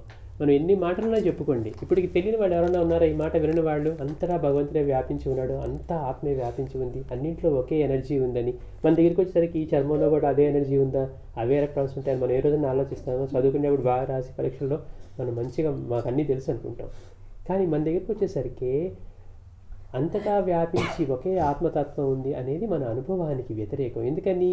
మన దృష్టికి మన నుంచి అన్నీ వేరుగా కనపడుతున్నాయి. సృష్టిలో ప్రతి ఒక్కటి కూడా ఇంత భిన్నంగా మన నుంచి వేరుగా కనపడుతూ ఉన్నప్పుడు అంతటా ఒకటే ఉందని నమ్మటం ఎట్లా సాధ్యమవుతుంది మనకి? మన అనుభవానికి అది వ్యతిరేకం. ఆత్మ అంటే అంతటా వ్యాపించి ఉన్నదే అని. అంతటా వ్యాపించి ఉన్న పరమాత్మతత్వం ఇన్ని రూపాలు ధరించినప్పుడు మనకి ఆ వివిధత్వమే కనపడుతుంది. కానీ అన్నింటికీ ఆధారంగా ఇప్పుడు మనం నగలు చూస్తూ ఉంటే మనం బంగారం చూడడం, నగలనే చూస్తూ ఉంటాం. అంటే ఇన్ని నగలు ఉన్నాయంటే ఏంటి? మనకి ఆ నగల రూపాలే కనపడుతూ ఉన్నాయి. కానీ నగలన్నింటిలోంచి మనకి ఒకే బంగారంగా అది కనపడదు. అలాగే ఈ సృష్టి మొత్తానికి ఆధారమై అంతా నిర్వహించే ఒకే పరమాత్మ చైతన్యం ఉన్నా కానీ మన అనుభవానికి మాత్రం అది వ్యతిరేకంగా ఒకటే ఇన్ని రూపాలు ధరించిన పరమాత్మ చైతన్యం మనకి అనేకంగానే కనపడుతూ ఉంది. కనుకే మనకి ఒకళ్ళంటే ఇష్టం, ఒకళ్ళంటే కోపం, అదంటే ఇష్టం, ఇదంటే ఇష్టం లేదు. మనం ఈ డిస్క్రిమినేషన్ అంతా ఎందుకు చేస్తామంటే ఇవన్నీ వేరున్న భావంలోనే. నాకు వాడితో పడదు, నాకు వీళ్ళతో పడదు, నాకు వాడంటే కోపం, వీడంటే ఇష్టం, వీడంటే ప్రేమ, ఈ మాటలన్నీ ఎందుకు వస్తాయి అంటే మనకి అన్ని వేరు అన్న భావంలో నుంచి అనమాట. అందుకని మాస్టర్ అంటారు సర్వగతమైన ఆత్మ ఒక్కటే ఉన్నదన్న పరమసత్యం అది పరమసత్యం. కానీ అది మన నిత్య జీవితానికి పూర్తిగా వ్యతిరేకం. కానీ అట్టి దాన్ని అంగీకరిస్తే తప్ప ప్రతి మానవుడు సాటి వారిని తన వలే ప్రేమించడం అన్న ప్రాథమిక ధర్మసూత్రానికి అర్థం ఉండదు. చాలామంది అంటారు, ఎందుకండి భగవంతుడు మేమేం భక్తి చేయమండి, మాకేం భక్తి లేదు, మేము ఇలాగ ఇట్లా పిచ్చివాళ్ళం కాదు, మేము మిగిలిన వాళ్ళని గౌరవిస్తాం, మేము మా వరకు మేము మంచిగా ఉండి మిగిలిన వాళ్ళు ఎవరిని నొప్పించకుండా ఉంటాం. ఎంతవరకు ఉంటాం నొప్పించకుండా? వాడు మనం నొప్పించేంత వరకు ఒకవేళ మనకి సహృదయం ఉంటే మనం ఉండగలుగుతాం. ఎప్పుడన్నా వాడు ఒక్క మాట తేడాగా మాట్లాడితే, రోజు మనం పెట్టే వాడి దగ్గర రోజు పిలిచి భోజనం పెడుతున్నాం ఒకటికి లేదని, వాడేదో బయటికి వెళ్ళి ఒక్క మాట తేడాగా అన్నాడని మనకి వినపడితే వాడిని మళ్ళీ పిలుస్తాం మనం. అంటే ఇప్పుడు ఏమవుతుంది, వ్యక్తిగా చూస్తూ ఉన్నావు, నీకు కంఫర్ట్గా ఉన్నప్పుడు చూసుకుంటున్నావు, కానీ అది ఎక్కువ కాలం నిలవదు. ఎప్పుడైతే నువ్వు చేసేది, నువ్వు అర్పించేది ఆ రూపంలో ఆయనకి చెందుతున్న భావన వచ్చి నువ్వు చేసేంత వరకు కూడా నీకు ఆ వ్యక్తి రూపం కనపడినంతసేపు అది కనపడదు అనమాట. అలాంటప్పుడు పక్కన వాడిని తన వలే ప్రేమించడం ఎలా సాధ్యమవుతున్నారు అంటే తనలో ఉన్నది, వాడిలో ఉన్నది, అంతటా ఉన్నది ఒకటే అని తెలిసినప్పుడు మాత్రమే. ఎందుకు మహాత్ములు అంతగా ప్రేమిస్తారు అంటే వారి నుంచి ఏది అన్యంగా ఉండదు కనుక. అంటే మాస్టర్ అంటారు, నేను నా దగ్గరికి వచ్చేవాళ్ళు కొంతమంది అనుకుంటూ ఉంటారు, వాళ్ళకి కొంతమంది నేను బాగా ఎక్కువగా ప్రేమ చూపిస్తున్నట్టుగా, వాళ్ళకి నేను ఏదో ఇదిగా ఉన్నట్టుగా అనుకుంటారు, కానీ నిజానికి నాకు ప్రేమే ఉండదు, నేను అందరితో సమానంగా ఉంటాను అన్నారు. అంటే ఆ సమానంగా సహజంగా తన స్వరూపాన్ని తను ఎలా ఇష్టపడతారో ప్రేమించుకుంటారో అలా ఉంటారు కనుకే అందరికీ అబ్బా ఆయనకి నేనంటే ఎంతో ఇష్టం అని ప్రతి ఒక్కరికి అలా అనిపిస్తుందట. అంటే అది సహజమైన ప్రేమ. అందుకని అలా ప్రేమించడం మన అనుభవానికి వ్యతిరేకంగా వేరు అన్న భావన ఉన్నాం కనుక అది సాధ్యం కాదు. అందుకని ఎవరన్నా మేము దేవుణ్ణి పూజించమండి, కేవలం అట్లా మేము మంచిగా ఉంటాం, ధర్మంగా ఉంటాం, మేము ఎవరికి నొప్పించాం, ఇలాంటి మాటలు మాట్లాడుతుంటారు చూసారా, అది నిలవదంటానికి అదే అంటున్నారు. కానీ ఆ సూత్రాన్ని మనం అనుసరించే సకల ధర్మశాస్త్రాలు కూడా ఏర్పడ్డాయి. కానీ అతి ప్రత్యక్ష అనుభవం లేకపోవడం చేతనే సామాన్యులకు ధర్మాన్ని అనుసరించడం కొంత కష్టమవుతుంది. అంటే మనకి ఆ ప్రత్యక్ష అనుభవం లేదు, అంతా ఒకటే అన్న అనుభవం లేదు కనుక మనం ఎన్ని గ్రంథాలు చదివినా, ఎన్ని వేదాలు చదివినా, ఏమి చదివినా కానీ దాన్ని ఆచరణలోకి తెచ్చుకోవడం ఎందుకు కష్టమవుతుందంటే మనకి ఆ ప్రత్యక్ష అనుభవం లేకపోవటం, మన అనుభవాలు అన్నీ వేరని ఉండటం అన్నమాట. అందుకని మహనీయులు ఇప్పుడు బాబా లాంటి వారు, స్వామి లాంటి వారు, మాస్టర్ అట్లా నిరూపించబట్టి మనకి అంతటా ఒకటే ఉంది కనుక మనం పక్కన వాళ్ళని నొప్పించే ముందు మనం వాళ్ళని నొప్పిస్తే అది ఆయనకే చెందుతుంది. బాబా ఏం చెప్పారు అని ఎప్పుడైతే మనకు గుర్తు రావడం మొదలు పెడుతుందో మన ప్రవర్తన సంస్కరించబడుతూ ఉంటుందన్నమాట. అట్టి అనుభవాన్ని తాము పొంది తదనుగుణమైన విధంగా జీవిస్తూ అట్టి అనుభవాన్ని ఆధారంగా గల లీలలను ప్రకటించి భక్తుల జీవితాలను ధర్మబద్ధంగా తీర్చిదిద్దగల వారే మహాత్ములు. వారు మహాత్ములు. అంతేగాని ఊరికే ఆ గ్రంథాలు ఈ గ్రంథాలు చదివేసి మనకి మైక్లో ఊదరగొట్టేస్తూ ప్రవచనాలు చేసేస్తూ అవి విన్నంతసేపు బాగానే ఉన్నట్టుగా ఉంటాయి. కానీ మనలో నూనె రాసుకుని వాళ్ళకి స్నానం చేస్తే ఎలా ఉంటుంది అలానే ఉంటుంది అంటారు మాస్టర్ గారు. భగవద్గీత చెప్పేవాళ్ళు సైతం గీతా యజ్ఞాలు చేస్తూనే ఉంటారు. 100, 110, 120 వాళ్ళలో కూడా ఏ మార్పు ఉండదు. ఏదైనా మాట్లాడితే లేచి కోపంగా అరుస్తారు. అరిచిన వాళ్ళు ఏమంటారు, ఆ కోపం కూడా మా అనుగ్రహమే అంటారు బాబా లాంటి వాళ్ళ మాటలు విని. అంటే అవకాశంగా ఎలా తీసుకుంటారు అనేది. కనుక ఇట్టి సద్గురువులు మన మధ్య అవతరించుకుంటే సకల శాస్త్రాలు అసత్యాలేమోనన్న అనుమానం మానవ జీవితాన్ని పూర్తిగా కబళించి ప్రజలను ధర్మభ్రష్టులను పశుప్రాయాలను చేస్తుంది. మహాత్ములే కనుక లేకపోతే వీటిని నిరూపించేవాళ్ళు ఎవరు? అందుకని ఇదంతా చెప్పినవన్నీ కూడా అబద్ధాలేమో, అంతటా ఒక వ్యాపించి ఒకడే ఉన్నాడని అట్లా అనిపిస్తుంది అని. అందుకే మానవ జాతికి అంతటికీ శ్రేయస్సును చేకూర్చగల దైవం వేరొకటి లేదనే చెప్పాలి. అందుకే గురుగీత చెప్తుంది ఏమనంట, ధ్యానమూలం గురోర్మూర్తి, పూజామూలం గురుపరం, మంత్రమూలం గురుర్వాక్యం, ముక్తిమూలం గురో కృప. ధ్యానానికి మూలం గురువు యొక్క మూర్తి, ఆయన యొక్క ఉన్నత స్థితియే పూజకు మూలం, వారి వాక్యమే మంత్రానికి మూలం, వారి కృపయే దుఃఖ విముక్తికి కారణమని. ఇట్లా మానవ జాతికి అంతటికీ సమిష్టిగానే కాక ప్రతి వ్యక్తికి కూడా నిజమైన ఆత్మోద్ధారణకు గురువే మూలం. అంటే మనం వేదాలు చెప్పిన వాటిని, శాస్త్రాలు చెప్పిన వాటిని పక్కన పెట్టి మన సొంతగా ఆ గురువులే ఉందండి వాళ్ళు మనలాంటి వాళ్ళే అని మూర్ఖంగా మాట్లాడటం, అవన్నీ కూడా మన శాస్త్రాలని లేకపోతే వాటన్నిటిని అనుసరించి మనకి అనుభవాలు ఇచ్చిన వాళ్ళందరినీ మనం విస్మరించి మనం ఏదో మన సొంత ప్రయత్నం చేద్దాం అనుకోవటం, అంటే వాటిని ధిక్కరించడమే. రాముడు అవతరించినా, కృష్ణుడు అవతరించినా, పూర్ణ భగవంతు స్వరూపాలుగా అవతరించినా కానీ మళ్ళీ వెళ్ళి గురువుని ఆశ్రయించి ఎందుకు చేశారు అలా అంటే, కృష్ణుడు అదే మాట చెప్పారనమాట. యోగ్యుడైన వాడు దేన్ని ఆచరిస్తాడో మిగిలిన వాళ్ళు దాన్నే అనుసరిస్తారు కనుక. అందుకని అలానే రాముడు అంతటి పూర్వస్థితిలో ఉండి కూడా మళ్ళీ ఈ గురువునే ఆశ్రయించాడు. అలానే దత్తస్వామి అవతరించినప్పుడైనా, ఇంక ఏ మహాత్ముడు అవతరించినప్పుడైనా, భగవంతుడు ఏ రూపం తీసుకొని వచ్చినా కానీ గురువునే. మనకి రామకృష్ణ పరమహంస మరి ప్రతి క్షణం అమ్మవారి దర్శనంతో ఉండేవారు. చెట్టును చూసినా పుట్టను చూసినా అమ్మవారు కాళీమదలా కనపడేవారట, ఆ చెట్టుకే పూజ చేసేవారట. అట్లా ఉండేది. కానీ మళ్ళీ అమ్మ అక్కడికి వచ్చేసరికి ఏమంది, నాన్న నువ్వు మాత్రం వెళ్ళి తోతాపుని కలవాలి, వెళ్ళి ముక్తి అక్కడి నుంచే రావాలని ఉంది అని. అంటే గురువు అనేది మనం ఎవరిని ఆరాధించినా, గురువుని మనం ఇప్పుడు మనకి ఎట్లయితే అది ఏర్పరిచారో మార్గం, ఇప్పుడు వరకు వచ్చిన మహనీయులందరూ కూడా మనకి అనుసరించి ఏం చూపారో గురువుని ఆశ్రయించటం అనేది మనకి అంత ఆవశ్యకమైందనమాట. అదే మూలం అంటున్నారు. ఇలా మానవ జాతికి అంతటికీ సమిష్టిగానే కాక ప్రతి వ్యక్తిని కూడా నిజమైన ఆత్మోద్ధారణకు గురువే మూలం. మనం ఇప్పుడు దాకా ఇంతకుముందు బాగా సాంప్రదాయాలు రాకముందుకు ఎన్నో పూజలు చేస్తుంటాం. పూజలు చేస్తామన్న తెలియని అహంకారం సూక్ష్మంగా ఉంటుందే తప్పించి చెప్పుకుంటూ ఉంటాం, మేము బాగా చేస్తాం, మేము అవి చేస్తాం, ఇవి చేస్తాం అని చెప్పుకుంటూ ఉంటాం. అంటే పూజని కూడా మనం ఒక క్వాలిఫికేషన్ లాగా ఒక ప్రదర్శన కోసం చేస్తూ ఉంటాం. అంటే చేసేప్పుడు మళ్ళీ అక్కడ భక్తిని చేయొచ్చు, కానీ ఆ గుర్తింపు ఇంకా అక్కడి నుంచి రానప్పుడు ఎలా ఉంటుందంటే కనీసం మనం బయటవాడగానే చెప్పుకుందాం, మనకి విలువిస్తారో వాళ్ళు బాగా భక్తులు అనుకుంటే మనకి సంతోషం. కానీ మనం పూజ చేసినటువంటి పూజామూర్తి ఎవరైతే స్వీకరించారో వాళ్ళ దగ్గర నుంచి ఒక్క చిన్న అనుభవం, ఒరే నువ్వు పూజ చేసినప్పుడు అది మర్చిపోయావు, ఒరే నువ్వు నివేదనలు ఇది మర్చిపోయావు, లేకపోతే తాంబూలం పెట్టడం మర్చిపోయావు, ఒరే దక్షిణ పెట్టడం మర్చిపోయావు అని ఎప్పుడన్నా చెప్తున్నారా వాళ్ళు మనతోటి?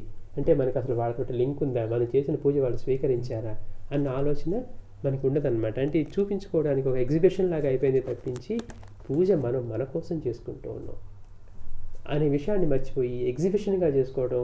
మేము ఇప్పటికి 1000 సార్లు చేసామండి లలితా సహస్రనామం అంటారు. మరి 1000 సార్లు చేస్తే ఎలాంటి అనుభవాలు కలిగి ఉండాలి అనే చెప్పరు. ఎప్పుడో వచ్చినప్పుడు, ఎప్పుడో మనసులో అది కలిగినప్పుడు అనిపిస్తుంది, నిజమే కదా నాకేంటి ఏం కలగలేదు అంటే, నీకు ఎప్పుడన్నా అక్కడ అమ్మవారు ఉన్నారని చేస్తే కదా నీకు కలగటానికి.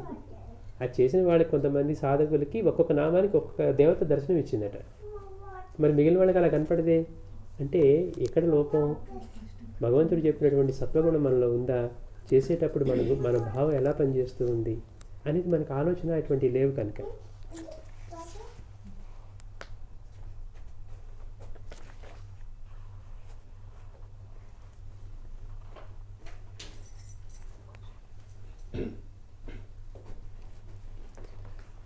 అందుకని కృష్ణుడు కూడా మనకి ఈ సూత్రాన్ని, గురువును ఆశ్రయించాలి అన్న సూత్రాన్ని తద్విద్య ప్రణిపాతేన పరిప్రశ్నేన సేవయ ఉపదేశించితే జ్ఞానం జ్ఞానినా తత్వదర్శన అని గీత మొత్తానికి మూలమైనటువంటి ఆ దానిలో మనకి ఆ సూక్ష్మాన్ని తెలిపారు. మరి కృష్ణుడు సాక్షాత్తు అర్జునుడు కృష్ణుడిని ఆశ్రయించిన తర్వాత మళ్ళీ నువ్వు వీడి గురువులను ఆశ్రయించు, జ్ఞానులను ఆత్మ వంటి వారు, వాళ్ళకి నాకు భేదం లేదు ఎందుకు చెప్పారు ఆయన అంటే, మనందరికీ గురువుని ఆశ్రయించడం అవసరం కనుక. కృష్ణుడు మేము కృష్ణ భక్తులు అండి, కానీ కృష్ణుడు చెప్పిన పని చేయమంటారు.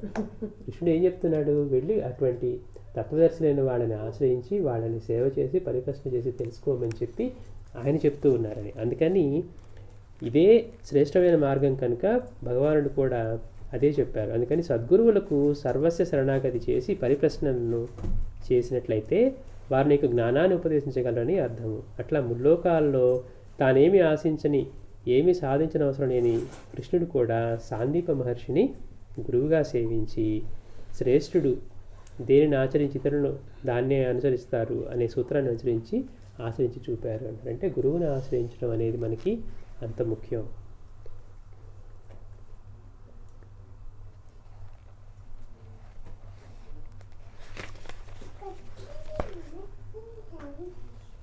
బాబా అన్నారట, నా వయసు లక్షల సంవత్సరాలు అన్నారట. చూడటానికి శ్రీ షిరిడి సాయినాథుడి ముస్లిం వల్లే కనిపించడం వల్ల కొందరు ఆయన ఆరాధించడానికి సంశయిస్తూ ఉంటారు. మనకందరికి కనపడేది ఏంటి, మనకి ఫస్ట్ ఏంటి, బాబా మన హిందూ దేవతేనా, హిందూ గురువేనా, లేకపోతే ఆయన ముస్లిమా? ఎందుకు మనకి సంశయం వస్తుంది అంటే, మనకు అసలు ఇప్పుడు ఇంత వివిధత్వంలో భగవంతుని గుర్తించడం ఎలా సాధ్యం అవుతుంది? నిజంగా మనకి సాధ్యం కాదు. అట్లా భగవంతుడు ఈ రూపం తీసుకుని వచ్చినా కానీ ఆయన గుర్తించడం ఎలా సాధ్యం అవుతుంది? పైగా బాబా యొక్క దత్త సాంప్రదాయంలో ముందు వచ్చిన ఆచారాలన్నీ అన్ని శిష్ట ఆచారాలుగా వచ్చి శ్రీపాద వల్లభుడు, నృసింహ సరస్వతి తర్వాత ఎందుకు ఇలా వచ్చారు ఆయన అంటే, అప్పుడున్న దేశకాల పరిస్థితులకు అనుగుణంగా అప్పుడు బాగా ఈ శైవానికి తర్వాత వైష్ణవానికి ఎక్కువ కొట్టుకునేవాళ్ళు, ఆద్వేషం ఉండేది కాబట్టి ఆరునిటికి సమన్వయంగా ఆయన ఆ స్వరూపంగా వచ్చారు మొదటి 2 అవతారాల్లో.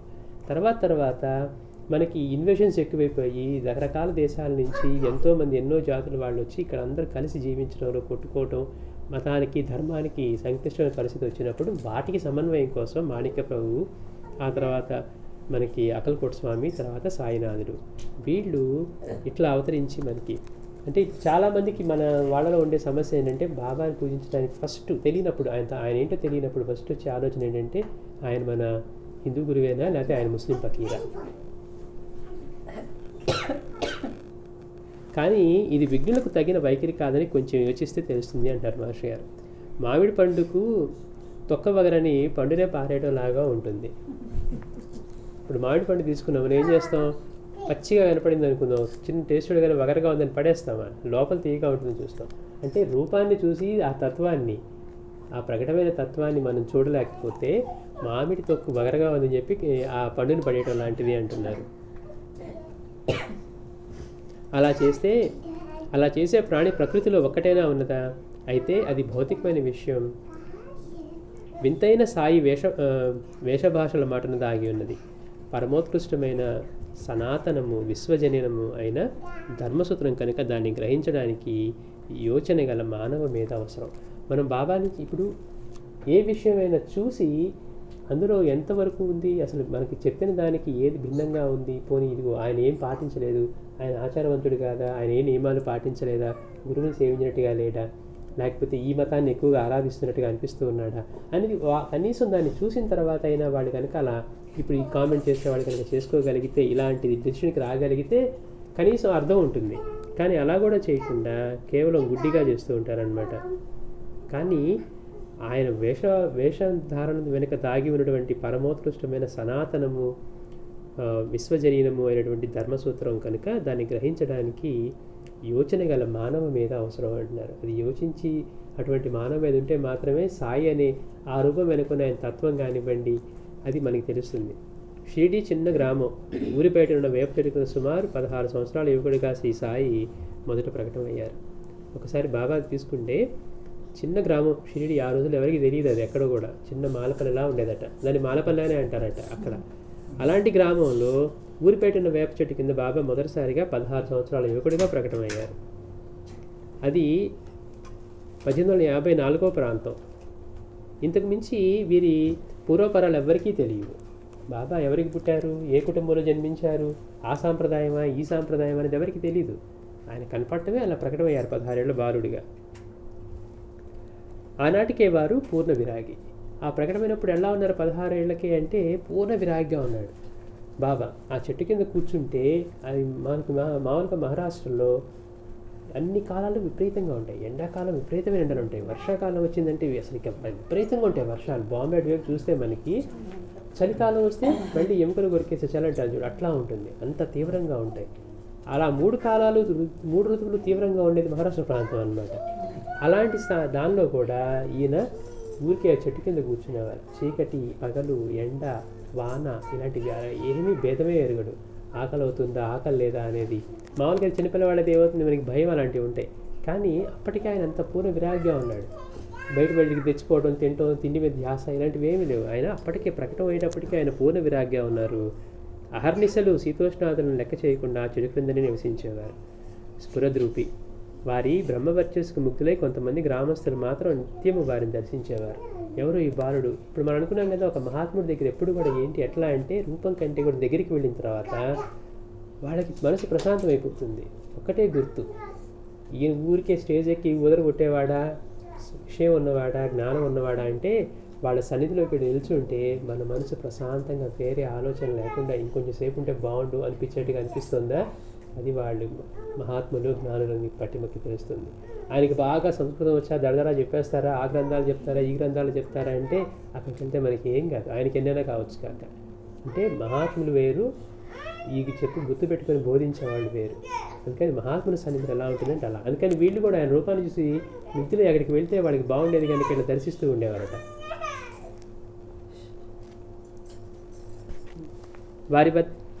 వారి వద్ద చేతిలో ఒక చిన్న దండము, భిక్ష కోసం రేకు డబ్బా, చిలుంగొట్ట తప్ప మరే వస్తువులు ఉండేవి కావు.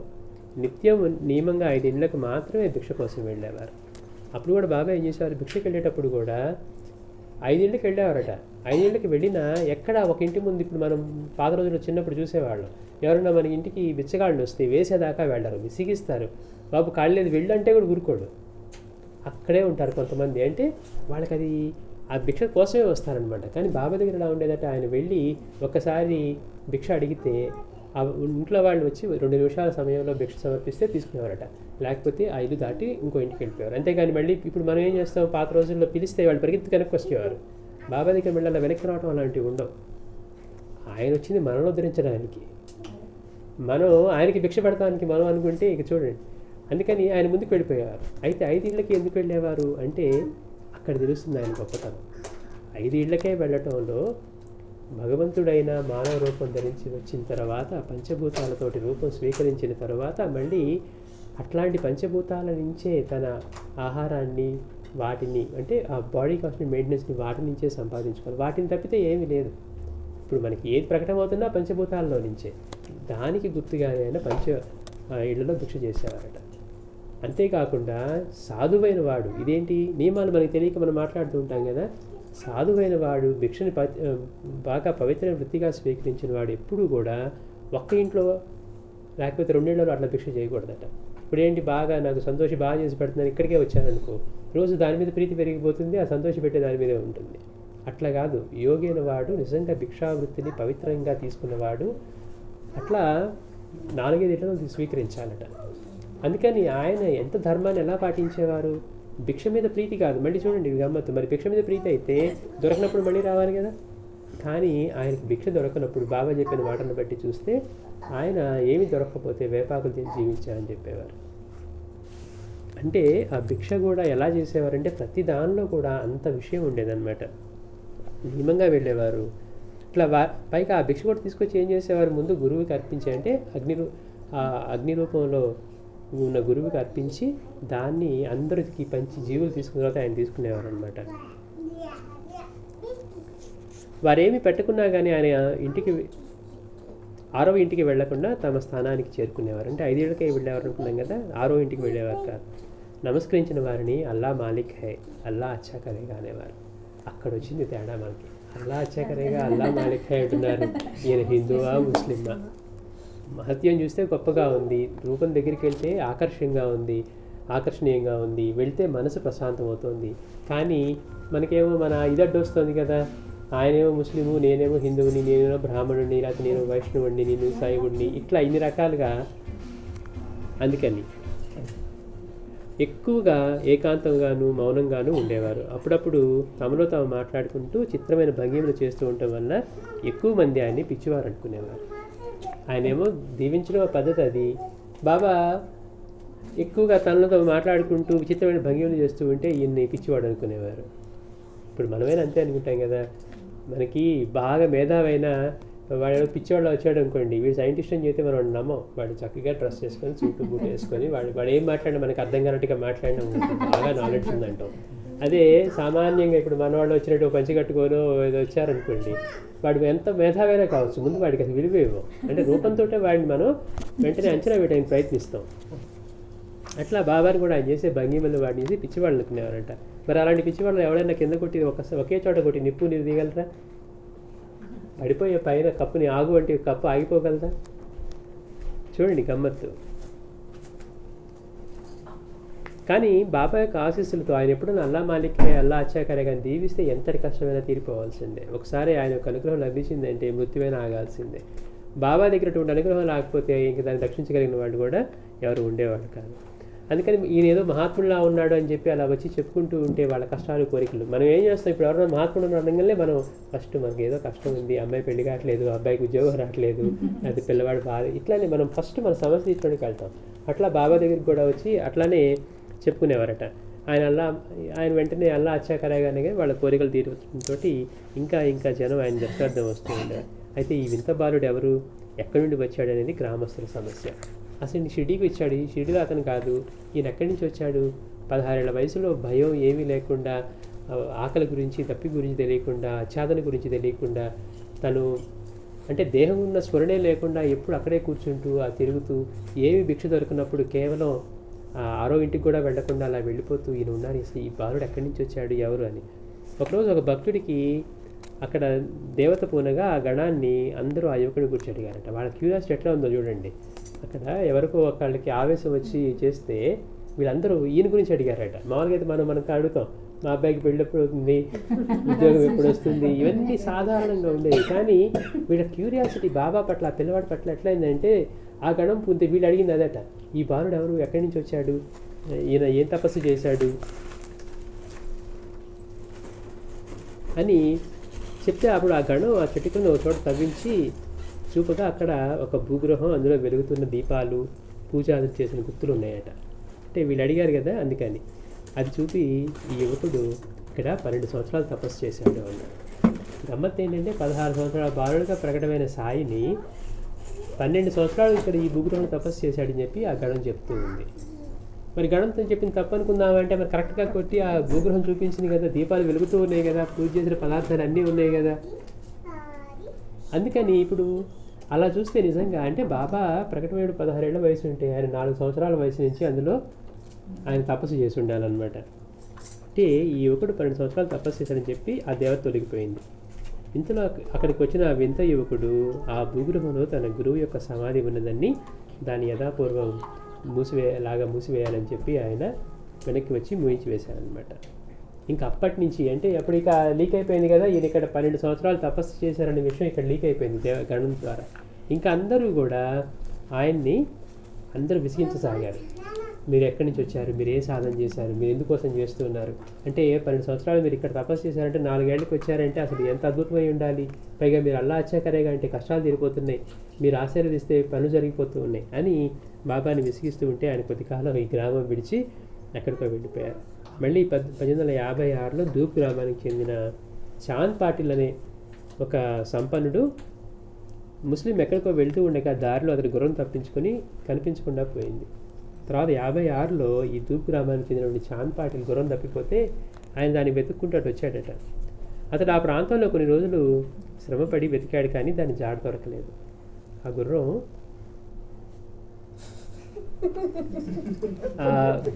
అంటే తనకి ఎంతో ప్రీతి ఆ గుర్రం, అది కనపడకపోయేసరికి తను వెతుక్కుంటూ వచ్చాడు అనమాట. అంటే ఒక్కొక్కరికి ఒక్కదాని మీద ప్రీతి ఉంటుంది. ఆ గుర్రం తనకి ప్రాణంలో ఉండేది, అదేమో తప్పిపోయింది. అతని నిరాశతో అతను తిరిగి వస్తూ ఉంటే ఆ దారి ప్రక్కనే ఒక మామిడి గున్న క్రింద ఒక వింత ఫకీర్ కనిపించాడు. ఆయన ఆదరంగా పాటిల్ని పిలిచి అతని గుర్రం సంగతి విని, నీ గుర్రం అక్కడున్న చూడు అన్నారు. అదేంటి బాబా అటు నుంచి కూర్చోన్నారట. అతను వెళ్తూ ఉంటే బాబా అతన్ని పిలిచి చాంద్ పాటిల్ పేరు పెట్టి పిలిచారు. దానికి ఆయన ఆశ్చర్యపోయాడు. పైగా గుర్రం మోయాల్సిన జీవి నువ్వు మోస్తున్నావే అన్నారట బాబా. అంటే దానికి గుర్తుగా దానిని ఆ జీవి మీద వేసుకొని నడుస్తూ ఉంటే బాబా అడిగారట, అంటే ఇలా గుర్రం తప్పిపోయింది అంటే అది అక్కడ నుండి చూడు అన్నారట. అనగానే వెంటనే అతనికి అక్కడ తన గుర్రాన్ని చూసిన పాటిల్ దాన్ని తీసుకుని కృతజ్ఞతతో బాబా దగ్గరికి వచ్చారు ఫకీర్ వద్దకు. అయితే ఇంతలో ఆయన ఏం చేస్తున్నారు, అక్కడే చిలిం సిద్ధం చేసుకుంటూ ఉన్నారట.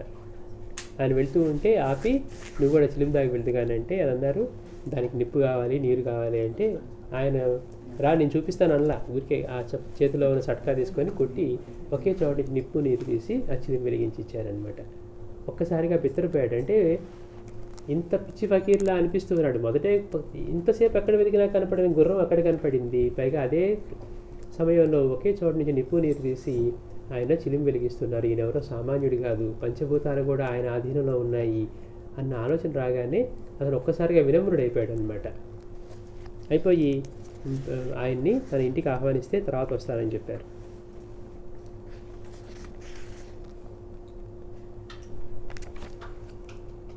తర్వాత ఇతని మేనరుడి వివాహం షిరిడీలో జరగడానికి నిశ్చయమైనప్పుడు ఈ ఫకీర్ని కూడా రమ్మని ఆయన ప్రార్థించి ఆ ఫకీర్ని తీసుకొని మొదటిసారిగా షిరిడీ చేరారనమాట. అయితే బాబా యొక్క గొప్పతనం ఏంటంటే మనకి ఇలాంటి లీలల ద్వారా తెలుస్తుంది. బాబా చేసే ప్రతి లీల కూడా ఎంత బోధతో కూడి ఉంటుంది. మనకి తెలియనప్పుడు అనుకుంటాం ఆయన ఏదో లీలలు చేశారు అని అనుకుంటూ ఉంటాం. కానీ గుర్రం తప్పిపోయిన లీల అనేది ఆధ్యాత్మిక మొత్తానికి కూడా మూలసూత్రం లాంటిది. అంటే మనకి ఆధ్యాత్మిక భాషలో గుర్రం అంటే మనసుతో పోలుస్తారనమాట. అంటే మన మనసు ఎప్పుడు మన దగ్గరే ఉన్నటువంటి తప్పిపోయి ఉంటుంది. ఆ మనసుని వెతికినా కానీ మనం దాన్ని తెచ్చుకొని పెట్టుకోవాలనుకున్నా, మన నియంత్రణలో పెట్టుకోవాలన్నా కానీ మన మాట విందు. అంటే ఇక్కడ గుర్రం తప్పిపోవటం అంటే మన మనసు నియంత్రణ లేకుండా పోవటం. అలాంటి మనసుని మనం ఇంకా ఎంత ప్రయత్నం చేసి మనం నా మనసుని నిగ్రహించుకుంటాను, నా మనసుని కంట్రోల్లో పెట్టుకుంటాను, నా మనసులో ధ్యానం చేస్తాను అనుకుంటూ కూర్చోగానే అవసరం లేని చెత్తంతా మనకు గుర్తొస్తుంది.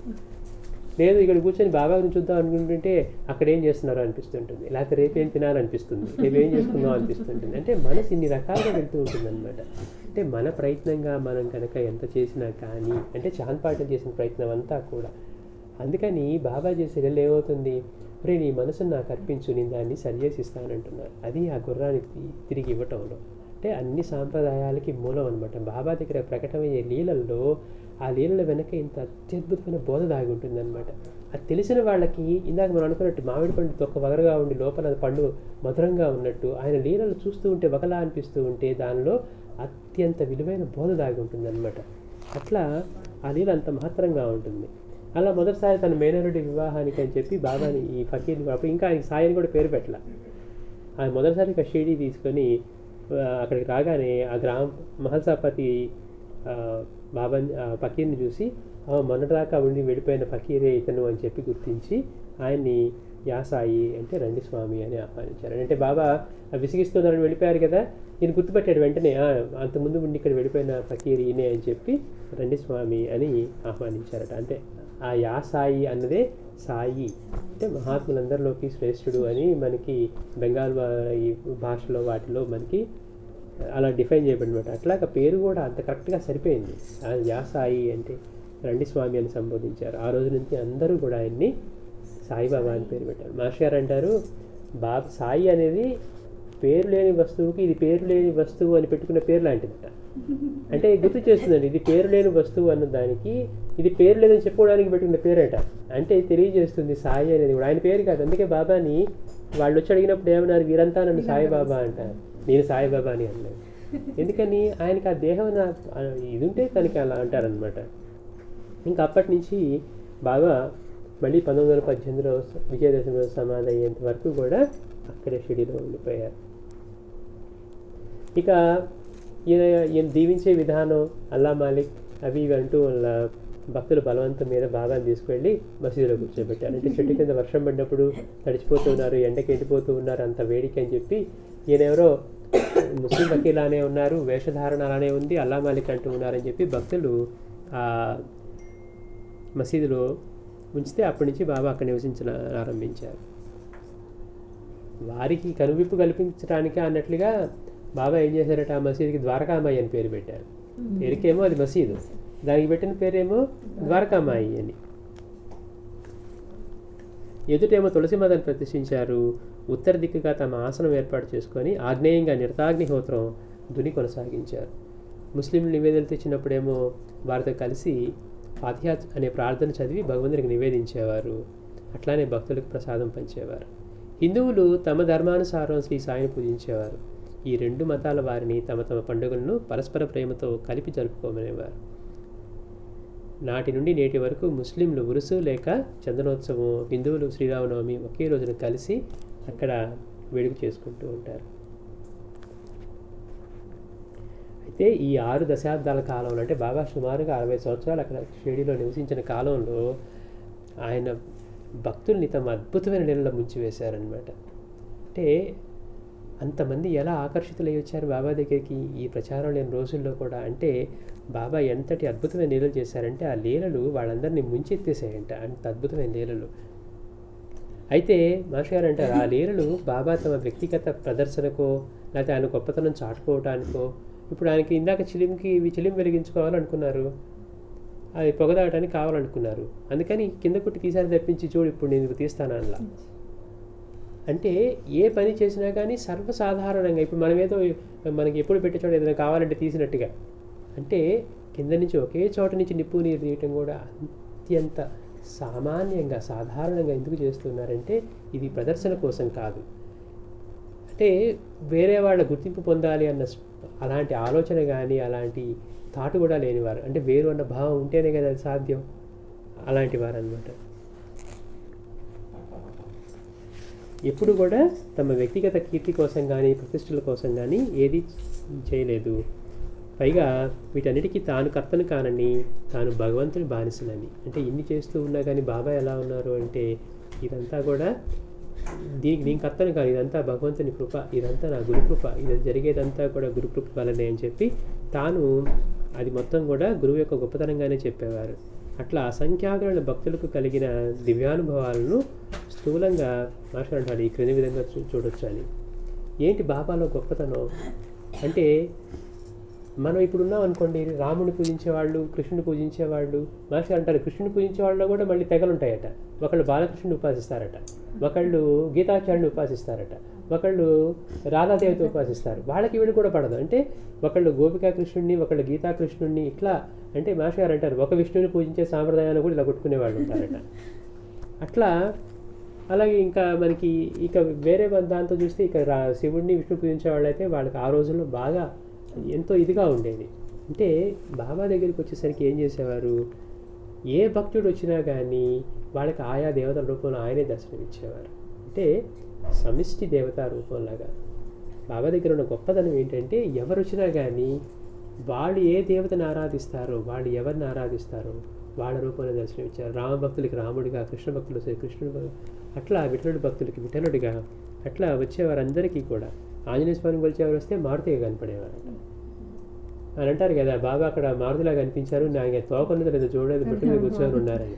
ఖండోబాని పూజించే వారికి ఖండోబాగా కనిపించేవారు. అట్లా గణపతి భక్తులు వస్తే అమ్మ నువ్వు సమర్పించే నివేదనని నాకే చెందుతున్నాయి అన్నారు. అదేంటి బాబా నేను మిమ్మల్ని ఎప్పుడు పూజించలేదు అంటే, నువ్వు గణపతిని పూజిస్తావు కదా, అవన్నీ నాకే చెందుతున్నాయి అన్నారు.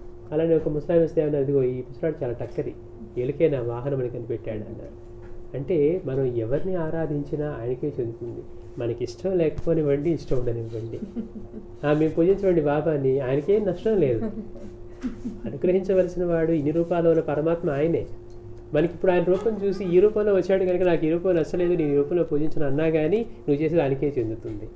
అట్లాగా ఏ దేవతలను ఆరాధించే వాళ్ళు వచ్చినా కానీ ఆ దేవతల రూపంలో ఆయన దర్శనమిచ్చేవారు. అంతేకాకుండా భక్తులకి తామే దత్తమూర్తి అని సాయి దర్శనమివ్వడమే కాక అనుభవపూర్వకంగా నిరూపించారు. అంటే ఆయన సకల దేవతా స్వరూపాలు. అట్లాంటి లీలలు ఎన్ని చేశారో బాబా. అందుకని ఎవరు వచ్చినా కానీ అక్కడ కట్టుబడిపోయేవారు. అలానే సాయి సకల సాధు స్వరూపం. అంటే ఇందాక మనం అనుకున్నాం వర్గాలు. ఇప్పుడు సినిమా యాక్టర్ల గురించి ఎలా కొట్టుకుంటారో, నేను ఆ హీరో ఫ్యాన్స్, నీ హీరో ఫ్యాన్స్, నీ ఒకరి నుంచి ఒకరికి పడనట్టుగానే గురువులు పూజించే వాళ్ళు కూడా నీ గురువు అంటే గొప్ప, నీ గురువు కంటే నా గురువు గొప్ప, నా ఈ లీలలు చేశారు, లేకపోతే ఈ తగ్గించారని అలా కొట్టుకునేవాడు కూడా ఉంటారనమాట. అయితే బాబా దగ్గరికి వచ్చేసరికి ఆయన అందరి గురువుల స్వరూపంగా దర్శనమిచ్చారు. అంటే ఎప్పుడో పరోపదించిన గురువుల రూపం కూడా ఆయనదే అని చెప్పి నిరూపణ ఇచ్చేవారు. ఒక భక్తుడు వస్తే ఆయనేమో హిందూ గురువుని ఆశ్రయించేవాడు. ఆయన గురువు సమాధి చెందిన తర్వాత బాబా దగ్గరికి వస్తే కూడా బాబా మళ్ళీ ఆ రూపంలో దర్శనం ఇచ్చారు. ఎలా ఉంటాయట ఆ లీలలు అంటే, అరే నా గురువు ఎప్పుడో పరోపదించిపోయాడు కదా అన్న స్ఫురణ కూడా ఉండదంట. అంటే బాబా దగ్గర లీల జరుగుతూ ఉంటే, లీలలో ఉన్నప్పుడు లీల జరుగుతుందని కూడా తెలియనంత ఇదిలో ఉంటుందంటే ఎవరికైనా సరే.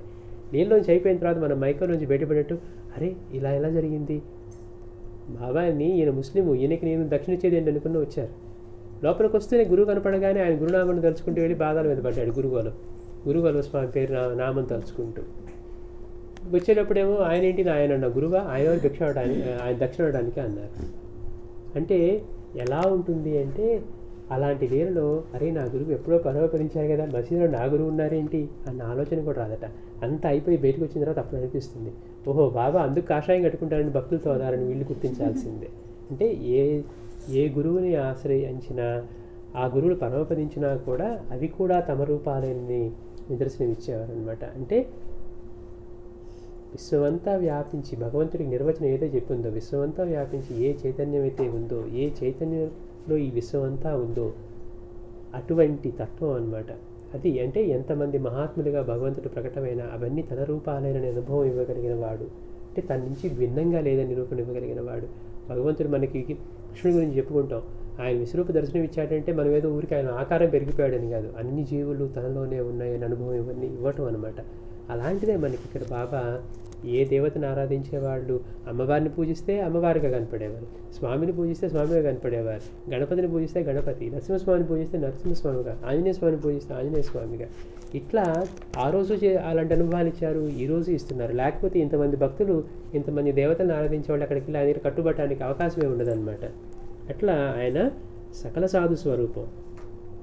అంతేకాకుండా సామాన్యమైన సాధువుల్ని ఎవరన్నా సత్కరించినా కానీ అది కూడా తమకే చెందిందనేవారు. అంటే ఇప్పుడు కుక్కలకి పెట్టినా, ఇంకో ప్రాణికి పెట్టినా తనకే చెందిన ఎట్లా చెప్తూ ఉన్నారు ఒక సామాన్య సాధువుని. అంటే ఆయన గొప్పవాడా మహాత్ముడా కాదు, ఏ జీవిని ఆరాధించినా, ఏ జీవిని మనం సత్కరించినా కానీ అది ఆయనకే చెందుతుంది అని అనుభవం ఇచ్చి, అంటే సకల దేవతా స్వరూపం, సకల సాధు స్వరూపం అని. అంతేకాకుండా సకల జీవరాశి తమ రూపాలని కూడా సాయి భక్తులకు నిరూపించారు. మనం బాబా దగ్గర ఉన్న గొప్ప విశేషం ఏంటంటే, కృష్ణుడు విశ్వరూప దర్శనం చూపించాడు అర్జునుడికి అంటున్నాం, కానీ అర్జునుడు చూపించింది ఎవరు చూడట్లా, అర్జునుడు మాత్రమే చూశాడు. ఇక్కడ బాబా చేసింది ఇంకా అలాంటి అనుభవాలు ఎంతోమంది భక్తులకు కలిగాయి. అలానే ఇప్పుడు జీసస్ గురించి చెప్పుకున్నప్పుడు ఆయన మళ్ళీ తర్వాత 7 రోజుల తర్వాత 3 రోజుల తర్వాత ప్రకటమయ్యారు బయటికి అన్నారు. కానీ కనపడింది ఎవరికి, అనుంగ భక్తులకి, శిష్యులకి కొంచెంసేపు కనపడి ఆయన వెళ్ళిపోయారు. కానీ సాయి దగ్గరికి వచ్చేసరికి మళ్ళీ 30 సంవత్సరాల పాటు తన అవతార కార్యాన్ని కొనసాగించారు. అంటే ఏ విధంగా చూసుకున్న మరణాన్ని జయించడం కానీ, జయించడం పదం మనం వాడుకుంటున్నాం, అది ఆయన ఆధీనంలో ఉండేది, ఆయన ఆటలోని భాగం అది. కానీ మనం అది అంటే భయం కనుక మనం దాన్ని గొప్పగా చెప్పుకుంటాం కనుక ఆయన మరణాన్ని జయించారు అంటాం. అట్లా సకల జీవులు తానేనని, అంటే మనం కుక్కకి పెట్టినా లేకపోతే ఏ దేని కొట్టినా కానీ అన్ని జీవులు ఆయనేనండి. ఏ జీవిని మనం కొట్టినా, ఏ జీవికి పెట్టినా కానీ ఆయనకే చెందుతుంది అనుభవించారు. అంటే పుల పెరుగు తినొద్దన్నందుకు, ఒరే పుల పెరుగు తింటే నీకు మంచిది కాదురా అని చెప్తే వాడికి ప్రీతి కాబట్టి రోజు పుల పెరుగు తోడు పెట్టించాడు, నువ్వు బాబాకి మాత్రం చూడడానికి వీలేదనేవాడట. అని హారతికి కూడా మానేసి ఒకరోజు, అంటే రోజు వీడు హారతికి వెళ్ళటం, ఆ పిల్లి వచ్చి ఆ పెరుగు తాగటం, ఇక వాడు తట్టుకోలేకపోయాడంట. నాకు ఇష్టమైన పెరుగు తాగిపోతుంది అని చెప్పి, సరే నేను వాళ్ళ హారతికి రాను, వాళ్ళు ఉండి చూస్తానని చూస్తే ఆ పిల్లి రాగానే కొట్టాడట. కొట్టి బాబా దగ్గరికి వెళ్ళినప్పుడు ఏమంటున్నారు, బాబా ఇక్కడ ఒక మూర్ఖుడు పుల పెరుగు తినాలని చూస్తున్నాడు, వాడు రోజు తాకుండా నేను చూస్తున్నాడు, వాడు నన్ను కర్రతో కొట్టాడు అంటున్నారు. అని ఏం చెప్తున్నారు బాబా, అన్ని జీవుల్లో నేనే ఉన్నాను, అంటే మనల్ని రక్షిస్తూనూ ఉన్నారు, పైగా అన్ని జీవుల్లోనూ తానే ఉన్నాను అని చెప్పి అనుభవిస్తూ ఉన్నారు. అంటే సకల దేవతా స్వరూపం, సకల సాధు స్వరూపం, సకల జీవస్వరూపం అనమాట. అట్లా ఏది తీసుకున్నా కానీ ఆ గొప్పతనం చూస్తూ ఉంటే మనకి అత్యంత ఆశ్చర్యంగా ఉంటుంది. ఇలాంటి అవతారం ఎప్పుడన్నా వచ్చిందా అనిపిస్తుంది అనమాట. మనకి బాబాకు ముందు ఇలాంటి అవతారం ఉందా, ఈ స్థాయికి దిగి వచ్చారా, ఇంతమందికి ఇలాంటి అనుభవాలు ఇచ్చారా అనేట్టుగా. అంతేకాకుండా వివిధ దేవతా విగ్రహాలు, పటాలు తమ రూపాలేనని, ఎవరు వాటిని పూజించినా ఆ పూజలన్నీ తమకే చెందుతాయని బాబా నిరూపించారు. గణపతిని పూజిస్తే నాకే చెందుతుంది అంటున్నారు, అమ్మవారిని పూజించినా నాకే చెందుతుంది అంటున్నారు. అట్లా ఎవరిని పూజించినా, ఎవరికి నివేదించినా కానీ నాకే చెందుతుంది అని చెప్పి అనుభవం ఇచ్చారనమాట. అంటే అంతేకాకుండా తమకి తమ పటానికి భేదమే లేదని సామాన్యులకి సైతం ఇంట్లో పూజ చేసుకొని తాంబూలం పెడతాం మర్చిపోతే మళ్ళీ మసీదుకి వస్తే ఇంట్లో పూజ చేసావు కానీ తాంబూలం ఇవ్వలేదే అని అడిగి తీసుకునేవారట. చూడండి ఎంత గమ్మత్తు. అంటే నువ్వు ఇంట్లో పటం అనుకుంటున్నావు, కానీ అక్కడ కూడా నేనే స్వీకరిస్తున్నాను, భౌతికంగా స్వీకరించిన దాంతో సమానంగానే స్వీకరిస్తున్నాను. అంటే మనం ఇంట్లో బాబాకి పూజ చేస్తే పటానికి అని అనుకోకూడదు మనం ఇంకా ఇంట్లో. అందుకే మాట్లాడారంటారు, ఇంట్లో సాయి పటం ఉంటే సాయి ఉన్నట్లే. అందుకని మనం రోజు ప్రార్థించాలంట, బాబా మీరు ఇంట్లోనే ఉన్న అనుభవాన్ని నాకు ఇచ్చి నా భక్తిని ఇంకొంచెం స్థిరం చేయండి. ఇప్పుడు ఆయనే ఉన్నారు, ఇప్పుడు మన ఇంట్లో పెద్దవాళ్ళు కూర్చున్నారంటే ఏం చేస్తాం? పొద్దున్న లేవగానే ముందు వాళ్ళ కాఫీ ఇవ్వాలని మనం ఎట్లయితే దృష్టి అంతా అట్లా వెళ్ళిపోతుంది. ఇప్పుడు పటమే కదా మనకు అనుకూలంగా చేస్తున్నాం.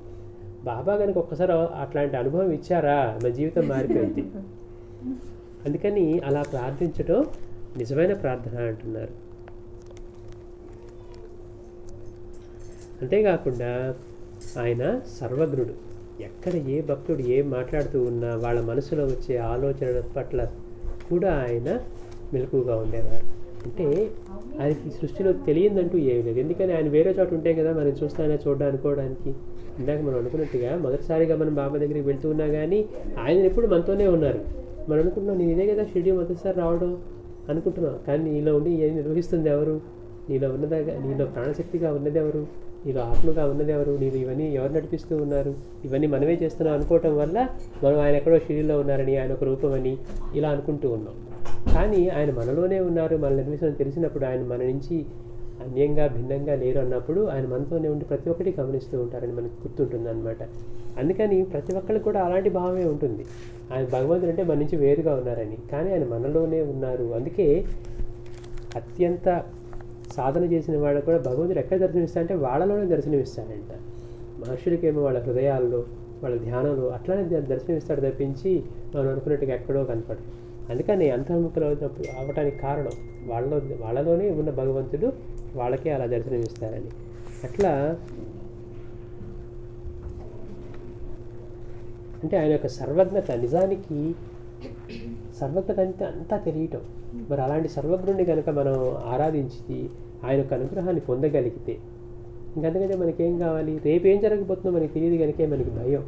అలాంటి సర్వజ్ఞుడు దారిలో వచ్చేటప్పుడు నీకు పాము ఎదురవుతుంది, వచ్చేటప్పుడు ఆంతర తెచ్చుకో. అంటే ఎక్కడ పాము ఎదురవబోతుందో, నువ్వు రాత్రి మసీదుకి వచ్చేటప్పుడు నువ్వు పలానా రోడ్లోంచి వస్తే ఇక్కడ పాము ఎదురవబోతుంది కాబట్టి నువ్వు జాగ్రత్తగా ఉండడం కోసం ఆంతర తెచ్చుకో. లేకపోతే నువ్వు ఇంటికి వెళ్ళేటప్పుడు ఆ తలుపు దగ్గర ఒక పాము కనపడుతుంది, అయినా వాడు మనల్ని ఏం చేయలే అని బాగా ముందే ధైర్యం చెప్తూ ఉన్నారు.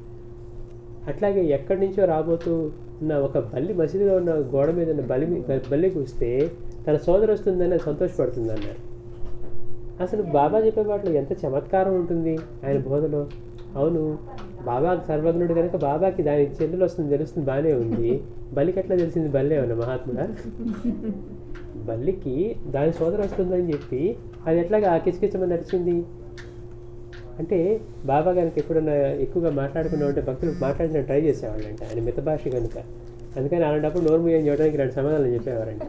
చెప్పినప్పుడు కూడా మనకు అర్థం కాదు, బాబా చెప్పారు అనుకుంటాం, కానీ బాబా మహాత్ముడి కనుక ఆయనకి తెలిసింది బాగానే ఉంది బల్లి వస్తుందని. అసలు బల్లి వస్తుందని చెప్పి బల్లికి అలా తెలిసిందని మనకి ఆలోచన కూడా రాదు మాస్టర్ చెప్పేదాకా. అంటే బల్లి ఏమన్నా సర్వజ్ఞుడా? కాదు కదా. మరి దానికి ఎక్కడో ఔరంగాబాద్ నుంచి దాని సోదరు వస్తుందని ఎట్లా తెలిసిందే? అంటే ఆయన యొక్క సర్వజ్ఞత్వం ఎంతగా ఉంటుంది అంటే 10 మందితో మాట్లాడుతూ ఉన్నా కానీ ఎక్కడ ఏ భక్తురాల ఆపదలో ఉందో, ఎక్కడ ఏ భక్తుడు ఏ నౌక మునిగిపోతూ ఉందో, ఎక్కడ ఏ భక్తుడు ప్రార్థిస్తూ ఉన్నాడో, ఎక్కడ ఏ కొండగొట్టు మీద భక్తుడు దాహంతో తపన పడుతూ ఉన్నాడో, ఏది లేకపోతే వాడి ప్రాణం పోతుందో, ఇవన్నీ ఒకే సమయంలో ఎలా సాధ్యమవుతుంది అంటే భగవంతుడు ఆయన సర్వత్రా వ్యాపించి ఉన్న సర్వజ్ఞుడు. అంటే మనలోని ఆలోచన ప్రకటమవ్వక ముందే తెలుసుకోగలిగిన వాడు. ఎందుకని మనలోనే ఉన్నవాడు, మనకి ఆధారమైన వాడు, అలానే సకల సృష్టికి ఆధారమైన వాడు. అంతటి సర్వజ్ఞత్వం అంటే బాబా యొక్క ప్రతి లీల, ఏ లీల జరగాలన్నా ఒక పూలమాలలో దారం ఎలా అయితే దాన్ని కనపడకుండా ఉంటుందో అట్లా సర్వజ్ఞత అనేది బాబా యొక్క లీలల్లో ప్రతి ఒక్క దానిలో మనకి ప్రకటమవుతూనే ఉంటుంది. కానీ మాస్టర్ గారు అంటారు బాబా యొక్క సర్వజ్ఞతని కనుక గుర్తుపెట్టుకోగలిగితే చాలట. ఇంకెందుకని జీవితం అంతా మారిపోతుంది. ఇప్పుడు ఏమనుకుంటున్నాం, మనం తలుపు వేసుకొని చేసుకుంటే ఏం తెలియదు అనుకుంటున్నాం, ఏ పని చేసినా కానీ. అంటే మనం ఒక్కళ్ళమే ఉన్నాం. ఆయన సర్వజ్ఞుడు అని గుర్తొచ్చిన తర్వాత ఇంకా అలాంటి కుదరదు అన్నాడు. అందుకని ఆయన సర్వజ్ఞుడు, ప్రతి ఒక్క మాట వింటూ ఉన్నాడు, ప్రతి ఒక్కటి చూస్తూ ఉన్నాడు. వాళ్ళని తిట్టేసాం, వాళ్ళని అనేసాం, ఆయనకు తెలియట్లేదు కదా అనుకుంటున్నాం. ఇంట్లో భార్యాభర్త గొడవ పడుతూ ఉన్నారు. ఆయన కొన్న స్థలం చూడటానికి వెళ్తూ ఉంటే వాళ్ళ మామగారు అన్నారంట, సాటే మామగారు, ఆడపిల్ల స్థలం చూసేది ఏంటి, ఇప్పుడు ఏం చూడక్కర్లేదు. ఆయన భయం ఏంటి, ఆ స్థలం ముందు అందరికీ తెలిస్తే మళ్ళీ అందరికి కళ్ళు దాని మీద పడతాయేమో అని చెప్పి ఆయన కూతుర్ని కూడా నువ్వు రావద్దు అన్నాడంట. ఈయనేమో లేదే, నువ్వు కూడా బయలుదేరన్నారట. అనేసరికి ఆ పాపం బయలుదేరదాం అనుకున్న ఆవిడ కూడా వాళ్ళ నాన్నగారు మాట మీద బయలుదేరకపోయేసరికి సాటి అంత గొప్ప భక్తుడు, మరి అంత పెద్ద వయసు ఉన్నవాడు, అంటే ఒక గొప్ప జడ్జిగా చేసి రిటైర్ అయినవాడు, అలాంటి వాడు కూడా అంతటి భక్తుడు అంతటి సాధకుడు అయ్యుండి కూడా నిగ్రహం కోల్పోతే ఏమవుతుంది, తన మాట వినలేదు అంటే అహంకారం, తన మాట వినలేదు అనే దగ్గరికి వచ్చేసరికి కొరడా తీసుకొని కొట్టపోయాడట. మసీదులో కూర్చొని బాబాయ్ ఉంటున్నారు, ఒరే నువ్వు సాటి ఇంటికి పోయి ఉన్న పడని వాడిని పిలుచుకొని రమ్మంటున్నారు. అనగానే ఆ కొరడతో కొట్టబోతున్నారు, ఇదిగో నిన్ను బాబా రమ్మంటున్నారయ్యా అనగానే అలా నా ఎప్పుడు కొరడా పడేసి వెళ్ళిపోయారు. వెళ్ళగానే బాబా ఏమంటున్నారు, రే అమ్మాయి చూడకపోతే స్థలం చూడకపోతే ఏమైంది, అది అక్కడ పోతుందా అన్నారు. అంటే మన శ్రేయస్సు పట్ల ఆయన ఎంత జాగరూకులై ఉంటారు, మన బలహీనతల పట్ల కూడా ఆయన ఎంత మెలకుగా ఉంటారు. అంటే అంత చిన్న విషయానికి తను అక్కడ కొట్టబోతూ ఉన్నాడు, కానీ ఇక్కడి నుంచి ఎట్లా కరెక్ట్ చేస్తూ ఉన్నారు బాబా. అంటే వ్యక్తి తన శ్రేయస్సు తను పట్టించుకునే దానికంటే కూడా బాబా తన భక్తుల శ్రేయస్సు పట్ల ఎంత జాగరూకతతో ఉంటారు, ఎంత సర్వజ్ఞత్వంతో ఉంటారు అనేది చూస్తే మనకి ఎంత ఆశ్చర్యంగా ఉంటుంది. ఆఖరికి మైనతాయి ప్రసవ వేదన పడుతూ ఉన్నప్పుడు కూడా ఆ అద్భుతమైన లీలలో బాబాని ఆయన ప్రార్థించినట్టు కూడా మనకి చెప్పరు, ప్రార్థిస్తే కనుక తెలిసేది. కానీ తన భక్తురాలు అక్కడ ప్రసవ వేదన పడుతూ ఉందని వాళ్ళ నుంచి రాకపోయినా కానీ బాబా ఊది పంపిస్తూ ఉన్నారు, ఊది పంపించి ఆరతిపాడు పంపించి అక్కడ రప్పిస్తూ ఉన్నారు. అంటే అట్లాంటి సర్వజ్ఞుడు మనకి ప్రతి క్షణం మనకి తోడు ఉండి మరుక్షణం ఏం జరగబోతుందో, తర్వాత ఏం జరగబోతుందో, 10 సంవత్సరాల తర్వాత ఏం జరగబోతుందో, ఈ జన్మ తర్వాత మళ్ళీ వచ్చే జన్మలో ఏం జరగబోతుందో, అన్ని జన్మలకి తోడుండేవాడు మనకి. అలాంటి యొక్క సద్గురు యొక్క అనుగ్రహంగా మనం పొందగలిగితే మనకి దేనికి భయపడాలి అంటే, ఇప్పుడు మనకి అందరికీ ఎవరికైనా భయం ఎందుకు ఉంటుందంటే ఏం జరుగుతుందో తెలియదు కనుక. రేపు ఏమవబోతుందో, 10 సంవత్సరాల తర్వాత ఏమవబోతుందో అన్నది తెలియకే మనకి. అలా కాదు, ఇదిగో చీకట్లో అయినా సరే మనకి దగ్గర ఉండాలని మీరు అక్కడ కాదు, అక్కడ ఇటు పక్కన వేయండి, అక్కడ రాళ్ళు ఉన్నాయి, ఇక్కడ లేకపోతే గుంటలు ఉన్నాయని చెప్పేవాళ్ళు నడిపించారనుకో మనకి. లేకపోతే పలానా చోటకి వెళ్ళాం, ఇమిగ్రేషన్కే వెళ్ళాం మొదటిసారి యూఎస్కి వచ్చి, అక్కడ ఏం చేయాలో తెలియదు, వాడు వచ్చి ఎందుకంటే మీరు రండి నేను తీసుకెళ్తాను లోపల, మీరు ఇక్కడ చేయండి అక్కడ చేయండి అని చెప్తున్నాడు అనుకోండి, తేలిగ్గా ఉందనుకోండి. అంటే మనకి అన్నీ తెలిసి పక్కన నడిపించేవాళ్ళు ఉంటే మన జీవితం ఎంత సాఫీగా ఉంటుంది. మరి అట్లా సృష్టిలో ఎప్పుడూ ఉండేవాడు అలాంటి సర్వజ్ఞుడు, అలాంటి వాడి యొక్క అనుగ్రహం తోడు ఉంటే మనకి ఎలా ఉంటుంది. కానీ మనం తాత్కాలికంగా ఏం చేస్తాం, అది మర్చిపోయి మిగిలిన వాటిని అన్నీ సేకరించుకోవటంలోనే మన జీవితాన్ని అంతటినీ బిజీగా గడిపేస్తాం. అందుకని బాబా యొక్క సర్వజ్ఞత్వాన్ని గుర్తుపెట్టుకోగలిగితే మన జీవితాలే మారిపోతాయి.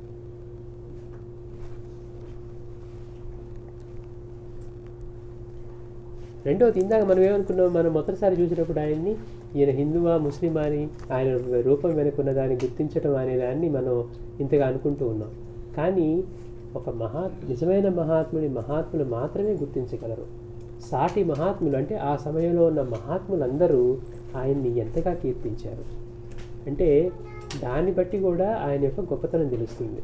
ఇప్పుడు ఒక గొప్ప ప్రొఫెసర్ ఉన్నాడు అనుకోండి, లేకపోతే ఒక గొప్ప కళాకారుడే ఉన్నాడు, బాగా పాడేవాడు, ఏమి రానండి నేను వెళ్ళి ఏం గుర్తిస్తాను, ఏంటంటే అంత రాగాలు తీస్తాడు, సరిగ్గా మాట్లాడా అనిపిస్తుంది. సంగీతం తెలిసినోడు ఉంటాడు, అబ్బా వాడు ఎంత రాగం ఎంత మధురంగా పాడుతున్నాడంటే అసలు ఆ రాగం నుంచి ఈ రాగంలో పిల్లాడు, దీని నుంచి దానిలో పిల్లాడు అంటారు.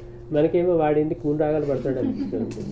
అంటే ఒక సద్గురువు గురించి కానివ్వండి, ఒక కళాకారుల గురించి కానివ్వండి, వాళ్ళ యొక్క గొప్పతనాన్ని వాళ్ళ స్థితిని గుర్తించాలన్నా అటువంటి సామర్థ్యం మనకి లేనప్పుడు మనం గుర్తించలేం. అలా కాకుండా ఆయన ఏంటండి, ఆయన కఫ్నీ ధరించున్నారు, ఆయన ముస్లిం అయి ఉంటారు. కానీ ముస్లిం అనేది నువ్వు ఊరికే మనకు తెలిసిన పరిమితులతో చెప్తూ ఉన్నాం, కానీ ఆయన తత్వం ఏంటి, అసలు ఆయన ఎలా ఉన్నారు, అన్ని జీవుల్లోని ఆత్మగా ఎలా జీవించారు. అయితే బాబా ఏమన్నారు, షిరిడిలో ఉన్న సాయి నేను అనుకుంటే మీకు సాయి అంటే తెలియనట్లే అన్నారు, ఈ రూపమే నేను అనుకుంటే మీకు తెలియనట్లే, మీరు నన్ను పూజించాలంటే ఇక్కడ దాకా రావక్కర్లేదు, ఏ జీవిని ఆరాధించినా అది నాకే చెందుతుందని అట్లా అనుభవించిన వారు అనమాట. అందుకని ఆయన ఎంతమంది మహాత్ములు ఆయన్ని గొప్పగా కీర్తించారు. మెహర్ బాబా లాంటి వాడు కానివ్వండి, లేకపోతే వాసుదేవ సరస్వతి స్వామి కానివ్వండి, ఆయన వాసుదేవ సరస్వతి స్వామి దగ్గరికి వచ్చేసరికి సన్యాసాశ్రమంలో ఉండి ఆయన తీవ్రమైన సాధన చేసి గురుక్షేత్ర పారాయణ చేసి విపరీతంగా దత్తస్వామి యొక్క ప్రత్యక్ష దర్శనం రోజు పొందుతూ ఆయనతో రోజు మనం ఎట్లా మాట్లాడుకుంటామో అలా మాట్లాడే స్థాయిలో ఉండేది దత్తస్వామి. అటువంటి ఆయన కూడా బాబా దగ్గరికి విషయం వచ్చేసరికి ఏమన్నారు, మనకేమో బాబాని చూస్తే ఆయన ముస్లిం అయి ఉంటారు, ఆయన మనం పూజించేది ఏమిటని మనకు అహంకారం వస్తుంది. మహాత్ముడై దత్తస్వామి యొక్క ప్రత్యక్ష దర్శనం ఉండి రోజు ఆయనతో మాట్లాడేవాడు, ఈయన ఎక్కడికి వెళ్ళినా దత్తస్వామికి అంశగా కొలుస్తూ ఉన్నవారు ఈయన మాత్రం ఏమంటున్నాడు, సన్యాసులు మేము ఎవరికి చేతులకి నమస్కరించాం, కానీ సాయి విషయం వేరు అని ఈ సోదరుని ఎప్పుడు ప్రేమతో కనిపెట్టుకుని ఉండమని చెప్పి ఆయన నివేదన పంపిస్తూ ఉన్నారు. అలానే మెహర్ బాబా ఏమన్నారు, అసలు సాయి అంటే మీకు తెలిస్తే ఈ విశ్వానికి అంతటికీ ఆయన గురువు అని తెలుస్తుంది.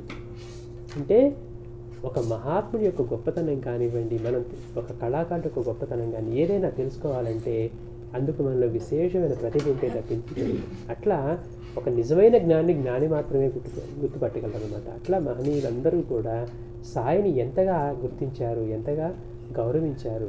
వాళ్ళందరూ అన్ని సాంప్రదాయాల్లో వాళ్ళు, ముస్లిం సాంప్రదాయంలో వాళ్ళేమో ఈయన మా ఔలియాల్లో పెద్ద అనేవారట, వాళ్ళు ఎక్కడెక్కడి నుంచో వచ్చి ఖురాన్లో చెప్పించుకునేవారట. ఈ ఎంతో కాలం ఈయన ఈ గురువు దగ్గర ఇవన్నీ చేస్తే కానీ తెలియవే ఈయన ఎంతకాలం చేస్తుంటారన్నారట. వేద బ్రాహ్మణులు బాగా పండిపోయి ఎంతో చేసిన వాళ్ళు వస్తే బాబాని ఆ రూపం చూసి ఆయనకి నమస్కరించడానికి కూడా మనస్కరించక మనం చేస్తూ ఉంటాం. దూరంగా ఉన్నప్పుడు నేల మీద చేతులు పెట్టి ఇక్కడ భగవంతుడి పాదాలను భావించి నమస్కారం చేసి వేదం చదవడం మొదలు పెట్టారంట. మరి అంత అహంకారం వచ్చినప్పుడు వెళ్ళిపోవచ్చు కదా, కాదు, మళ్ళీ బాబా ఇచ్చే డబ్బులు కావాలి, ఆయన ఇచ్చే కానుకలు కావాలి. అందుకని మొదలు పెడితే అంత కంఠస్థం, అంత రోజు వల్లించే వేదం కూడా వాళ్ళకి మధ్య మధ్యలో ఆగిపోతూ ఉంటే బాబా కొంటిగా చూసి మధ్యలో అందిస్తూ ఉండేవారట. వాళ్ళకి ఒక్కసారిగా అర్థమైపోయింది. అయిపోయిన తర్వాత బాబా ఏమన్నారు, మీరు ఇందాక ఎవరికి నమస్కరించారో వాళ్ళ దగ్గర నుంచే కానుక పొందన్నారు, ఇందాక భగవంతుడి పాదాలు అక్కడ ఉన్నాయిగా అక్కడే అడిగి తీసుకో దక్షిణ. ఎంత అద్భుతం అంటే వాళ్ళ ఆలోచనలు ఎలా ఉండేవి కూడా ఆశ్చర్యంగా ఉంటుంది. అట్లా ఏ మతం వాళ్ళు ఆ మతంలో, ఈయన మా మతంలో అత్యంత గొప్పవాడై ఉండి ఎంతో కాలం వాళ్ళని సేవిస్తే కానీ ఇంతటి జ్ఞానం ఉండదు. అంటే వేదాలు తీసుకున్నా, ఖురాన్ తీసుకున్నా, వేరే ఏ గ్రంథాలు తీసుకున్నా కానీ బాబా కుట్టిన పిండిలో ఎలా ఉంటాయి అంటే పరిపూర్ణమైన భగవంతుడి అవతారం. భాగవతంలో ఎక్కడ దేనికి ఎలా ఉంటుంది, ఏకనాథ భాగవతాన్ని ఆయన ఏకనాథ బృందావనం అన్నారు.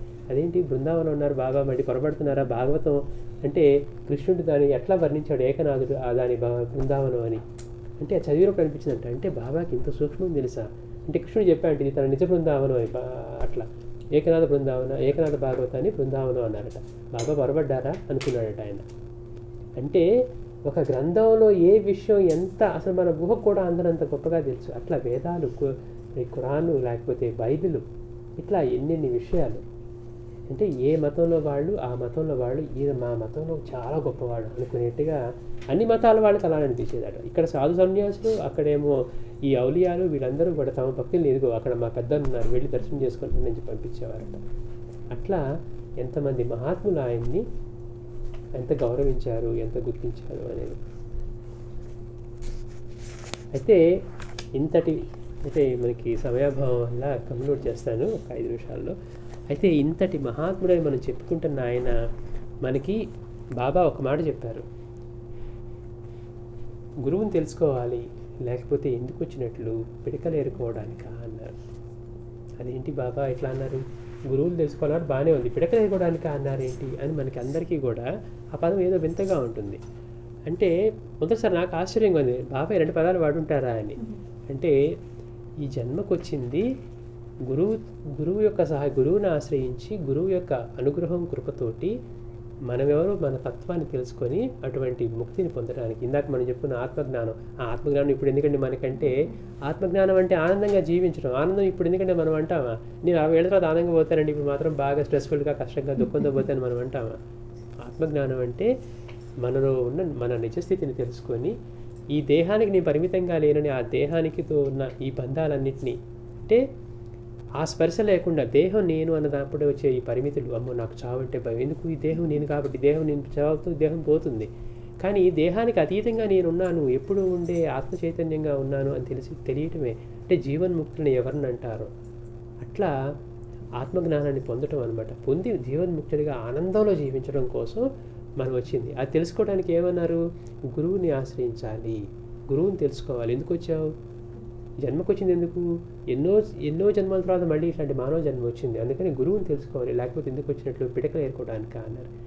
ఏముందండి, నేను ఒక 60 ఏళ్ళ దాకా నేను యూఎస్లో ఉండి డాలర్లు సంపాదించుకుంటూ బ్యాంక్ బ్యాలెన్స్ పెంచుకుంటూ నేను కంఫర్ట్గా కన్వీనియన్సెస్ అన్ని పెంచుకుంటూ జీవించేస్తాను, తర్వాత చూసుకుంటాను, రిటైర్ అయిన తర్వాత నేను బాబానో గురువునో అమ్మవారినో అనుకున్నాం అనుకోండి ఫర్ ఎగ్జాంపుల్, అప్పటికి మనం చేయడానికి కూడా ఓపిక కూడా ఉండదు. మన జీవితం ఇచ్చిన సమయంలో మనం హుషారుగా ఉండి చేయగలిగిన సమయం అంతా గడిపేస్తాం. ఆ తర్వాత కాళ్ళు నొప్పులు, మనం తిరగలేము, కూర్చుంటే లెగలేము, ఇలాంటి స్థితిలో ఉంటాం. అంటే మనం ఏం చేసినా చేయకపోయినా మనకు ఇచ్చిన కాలం గడిచిపోతూ ఉంది. అంటే ఇప్పుడు ఏం చేస్తూ ఉన్నట్టు, ఇప్పుడు దాకా మనం ఒంటరిగా ఉన్నామని చిన్నప్పటి నుంచి మనకి చదువుకోవడం, చదువుకున్న తర్వాత ఉద్యోగం, ఉద్యోగం తర్వాత పెళ్ళి తర్వాత పిల్లలు, ఇక ఇక్కడి నుంచి ఇలా పెంచుకుంటూ మనం చివరికి ఏమవుతూ ఉంటాం, వాడవాడిగా అండి ఇట్లానే పెళ్లి తర్వాత ఏం చేస్తామంటే ఆ పిల్లలు ఎప్పుడో ప్లాన్ చేసుకుంటాండి, ఆ పిల్లలు పెద్ద అయిన తర్వాత వాళ్ళకి ప్లాన్ చేస్తాం, వాళ్ళకి పిల్లలు వచ్చిన తర్వాత ఇంకేముంది రిటైర్ అవుతానంట, ఆ తర్వాత వెళ్ళిపోతాం. అంటే నువ్వు ఇంత ప్లాన్ చేసుకుంటుంది వెళ్ళిపోవడానికి కోసం అన్నారట ఆయన. అంటే ఇంత ప్లాన్ చేసుకుంటుంది అంటే నీకోసం నువ్వేం చేసుకుంటున్నావు, దీనికోసం ఏదన్నా ఆలోచించావా? ఇన్ని జన్మల్లోకి ఉత్తమమైన మానవ జన్మ వచ్చిన తర్వాత పశుప్రాయంగానే బతుకుతున్నావా? మనం చేసే పనులన్నీ పశువులు చేస్తూ ఉన్నాయి, ఇంకా స్ట్రెస్ ఫ్రీగా, వాటికి ఏ చీకు చింత లేదు. ఇప్పుడు ఇది దొరికితే చాలు, సాయంత్రం గురించి ఆలోచించదు, సాయంత్రం ఏదో దొరికి తింటుంది, లేకపోతే హాయిగా తిరుగుతుంది. అందుకని గురువుని తెలుసుకోవాలి, లేకపోతే ఎందుకు వచ్చినట్లు పిడికలు ఏర్పడానికి అన్నారు. అంటే ఏం చేసినా చేయకపోయినా మన దానికి మనం సిద్ధం చేసుకుంటూ పోవటమే, రేపు ఈ దేహం వదిలేస్తే దాన్ని చేయటం కోసం. అందుకని పిడకలు ఏర్పడానికి అన్నారు. అంటే ఏది ఆగినా ఆగని కాలం ఆగదు మన కోసం, అందుకని గురువుని తెలుసుకోవాలి. అయితే గురువుని తెలుసుకున్న తర్వాత కూడా మనకి గురువు యొక్క అనుగ్రహం పొందాలి. ఆ గురువు మన సంస్కారానికి తగిన వాడే ఉంటారు. నేను గతంలో అంతా కూడా మంత్రదీక్ష చేస్తూ లేకపోతే ఇంకోటి ఏదో చేస్తూ, ఇప్పుడు నేను ఒక భక్తి మార్గంలో ఉండే జ్ఞాన మార్గంలో పెట్టారనుకోండి, వాడికి వేదాంతాలు చెప్తే ఎవరు నా వల్ల కాదు, నేను ఏదో అమ్మవారి స్తోత్రం చదువుకుంటాను లేదా అయ్యవారి స్తోత్రం చదువుకుంటాను, ఇవన్నీ ఎందుకంటాం? అంటే మన సంస్కారానికి తగిన గురువు అయి ఉండాలి. అక్కడితో సరిపోలేదట, గొప్ప గురువు దొరికాడు, వెళ్ళాం, ఆశ్రమంలో ఉంటున్నాం, ఏ కరెక్ట్ కావట్లా, ఆయనే మనకు అనుగ్రహించే ఆయన అనుగ్రహం పొందే మార్గం తెలియటంలా, అప్పుడు ఉపయోగం లేదు. అందుకని మానవ జన్మ రావడమే కష్టం, వచ్చిన తర్వాత గురువుని తెలుసుకోవటం అంతే కష్టం. ఎందుకని ఇవాళ గురువు పేరుతో మోసం చేసే వాళ్ళు ఎక్కువైపోయారు. భగవంతుడు అదే చెప్పాడు మనకి, బాబా కూడా అదే చెప్పారు, నిజమైన ఫకీర్ చాలా అరుదు. కృష్ణ భగవానుడేమో మనకి కొన్ని వేల మందిలో ఏ ఒక్కడో ఆత్మజ్ఞానం కోసం ప్రయత్నించేవాడు ఉంటాడు, అలా ప్రయత్నించిన వాడు ఏ ఒక్కడో పొందుతాడు అన్నారు. మరి వాడు ఇంతమంది గురువులు ఉన్నప్పుడు నిజమైన గురువుని గుర్తించేది ఎట్లా? గుర్తించిన తర్వాత కూడా ఊరికే గురువు దగ్గరికి వెళ్తే సరిపోదు, గురువు యొక్క అనుగ్రహం పొందే మార్గం తెలియాలి. అది మనకి బాబా అద్భుతంగా ఒక భక్తుడికి ఇచ్చిన లీలలో మనకి అది అందించారనమాట. అంటే బాబా దగ్గరికి ఒక రాధాబాయి అని ఒక భక్తురాలు వచ్చింది, ఆవిడ పెద్ద ఆవిడ వచ్చి ఆవిడ ఏమనుకుందంట, మనం మామూలుగా ఏమనుకుంటామంటే ఆధ్యాత్మికతలో సాధన అంటే మనకి ఒక మంత్రం ఇవ్వాలి, మనం కూర్చొని మంత్రం చేసుకుంటా ఉంటే మనం తరించిపోతామని. అందుకని ఆమె కూడా అట్లా అనుకుంది. బాబా దగ్గరికి వచ్చి బాబా మంత్రదీక్ష ఇచ్చే వరకు బాబా ఏమన్నారు, మా సాంప్రదాయం వేరు, ఒక చెవిలో మంత్రం ఉపదేశించే సాంప్రదాయం మాది కాదు, నువ్వు వినగలిగితే అన్ని రూపాల్లోంచి నేనే బోధిస్తూ ఉంటాను అన్నారు. అందుకని ఒక మంత్రం ఇచ్చే సాంప్రదాయం కాదు అని చెప్పారు బాబా. నా దగ్గరికే కాదు, ఎవరి దగ్గరికి వెళ్ళవద్దు అన్నారు. ఈవిడేమో మంత్రం కోసం వచ్చింది. బాబా మంత్రం ఇచ్చే వరకు, బాబా పిలిచి మంత్రం ఇచ్చే వరకు తను అప్పటి వరకు భోజనం చేయని చెప్పి ఆవిడ నిరాహార దీక్షతో వచ్చింది. 2 రోజులు అయిపోయింది. శ్యామ భయపడ్డాడు, అసలే పెద్ద ఆవిడ ఇక్కడ వచ్చి ఆమె ప్రాణం పోయిందంటే ఈ మన మీదకి ఎక్కడికి వస్తుందని. బాబా అసలు ఆవిడ పెద్ద ఆవిడ, నువ్వు ఏదైనా పిలిచి 4 మంచి మాటలు చెప్పు, ఆవిడకేమో మంత్రం కూర్చుంది అంటే బాబా పిలిపించి చెప్పారంట, అమ్మ నిన్ను నువ్వు వ్యర్థంగా బాధించుకోవద్దు, ఉపవాసం ఇవన్నీ నీకు నా వృత్తాంతం చెప్తాను విను. నేను కూడా నా గురువుని ఇట్లానే సేవించాను, నా గురువు కూడా నాకు ఏదైనా మంత్రం ఇస్తే బాగుండని నేను సేవించాను. కానీ నా గురువు ఎప్పుడు ఎలా ఉండేవాడు అంటే ఎప్పుడు అంతర్ముఖులై ఆత్మానందంలో మునిగి తేలుతూ ఉండేవారు. ఆయనకు ఒక దేహం ఉన్నదనే విషయం మర్చి ఏ అవసరానికి కూడా లేకుండా అట్లానే కూర్చొని ఉండేవారట. ఆయన లెగిస్తే ఎప్పుడైనా నాకు ఆయన నా మీద అనుగ్రహించబోతాడా, ఏదో ఒక మంత్రం ఇవ్వబోతాడా, నేను కూడా చేసుకోబోతానా అని ఆయన 12 సంవత్సరాల పాటు అదే ధ్యాసతోటి ఆయన సేవించాను. ఎట్లా ఆయన ముఖం మీద నుంచి అట్లా నా చూపు మరలిస్తే తట్టుకోలేకపోయేవాడిని, అంటే అంత వెల్తిగా అనిపించేది. ఆకలి తప్పులు కూడా మర్చిపోయాను, నాకు ఇంట్లో వాళ్ళు గుర్తు రాలేదు, నా ఆకలి కూడా నాకు గుర్తుండేది కాదు. ఇందాక మనం అనుకున్నామే, నేను గురువుకి భలే సేవ చేశాం, గురువుకి కట్టుబడిపోయామని, అది మన చేతిలో ఉండదు. గురువు యొక్క ఆ పటిమ వల్ల, వారి సన్నిధి వల్ల మన మనసు లాగేసి ఆకలి ఆ తర్వాత తినాలి, మనకి ఆకలి తెలియట్లేదు అనేటి స్థితి కలుగుతుందన్నమాట. అంటే మనం అలా లాగబడాలన్నా గురువు యొక్క గొప్పతనం వల్లే లాగబడతాం, కానీ మనలో ఉండి కాదు. అట్లా బాబా అన్ని సంవత్సరాల పాటు సేవిస్తే ఆయనకి రోజు ఆ భోజనం తీసుకొని పెట్టడం, ఆయనకి అక్కడ మలమూత్రాలు విసరిస్తే అక్కడే శుభ్రం చేయటం, ఆయనకి అంతా తుడిచి ఆ ప్రదేశం శుభ్రం చేసి ఆయన తినిపించేవారట.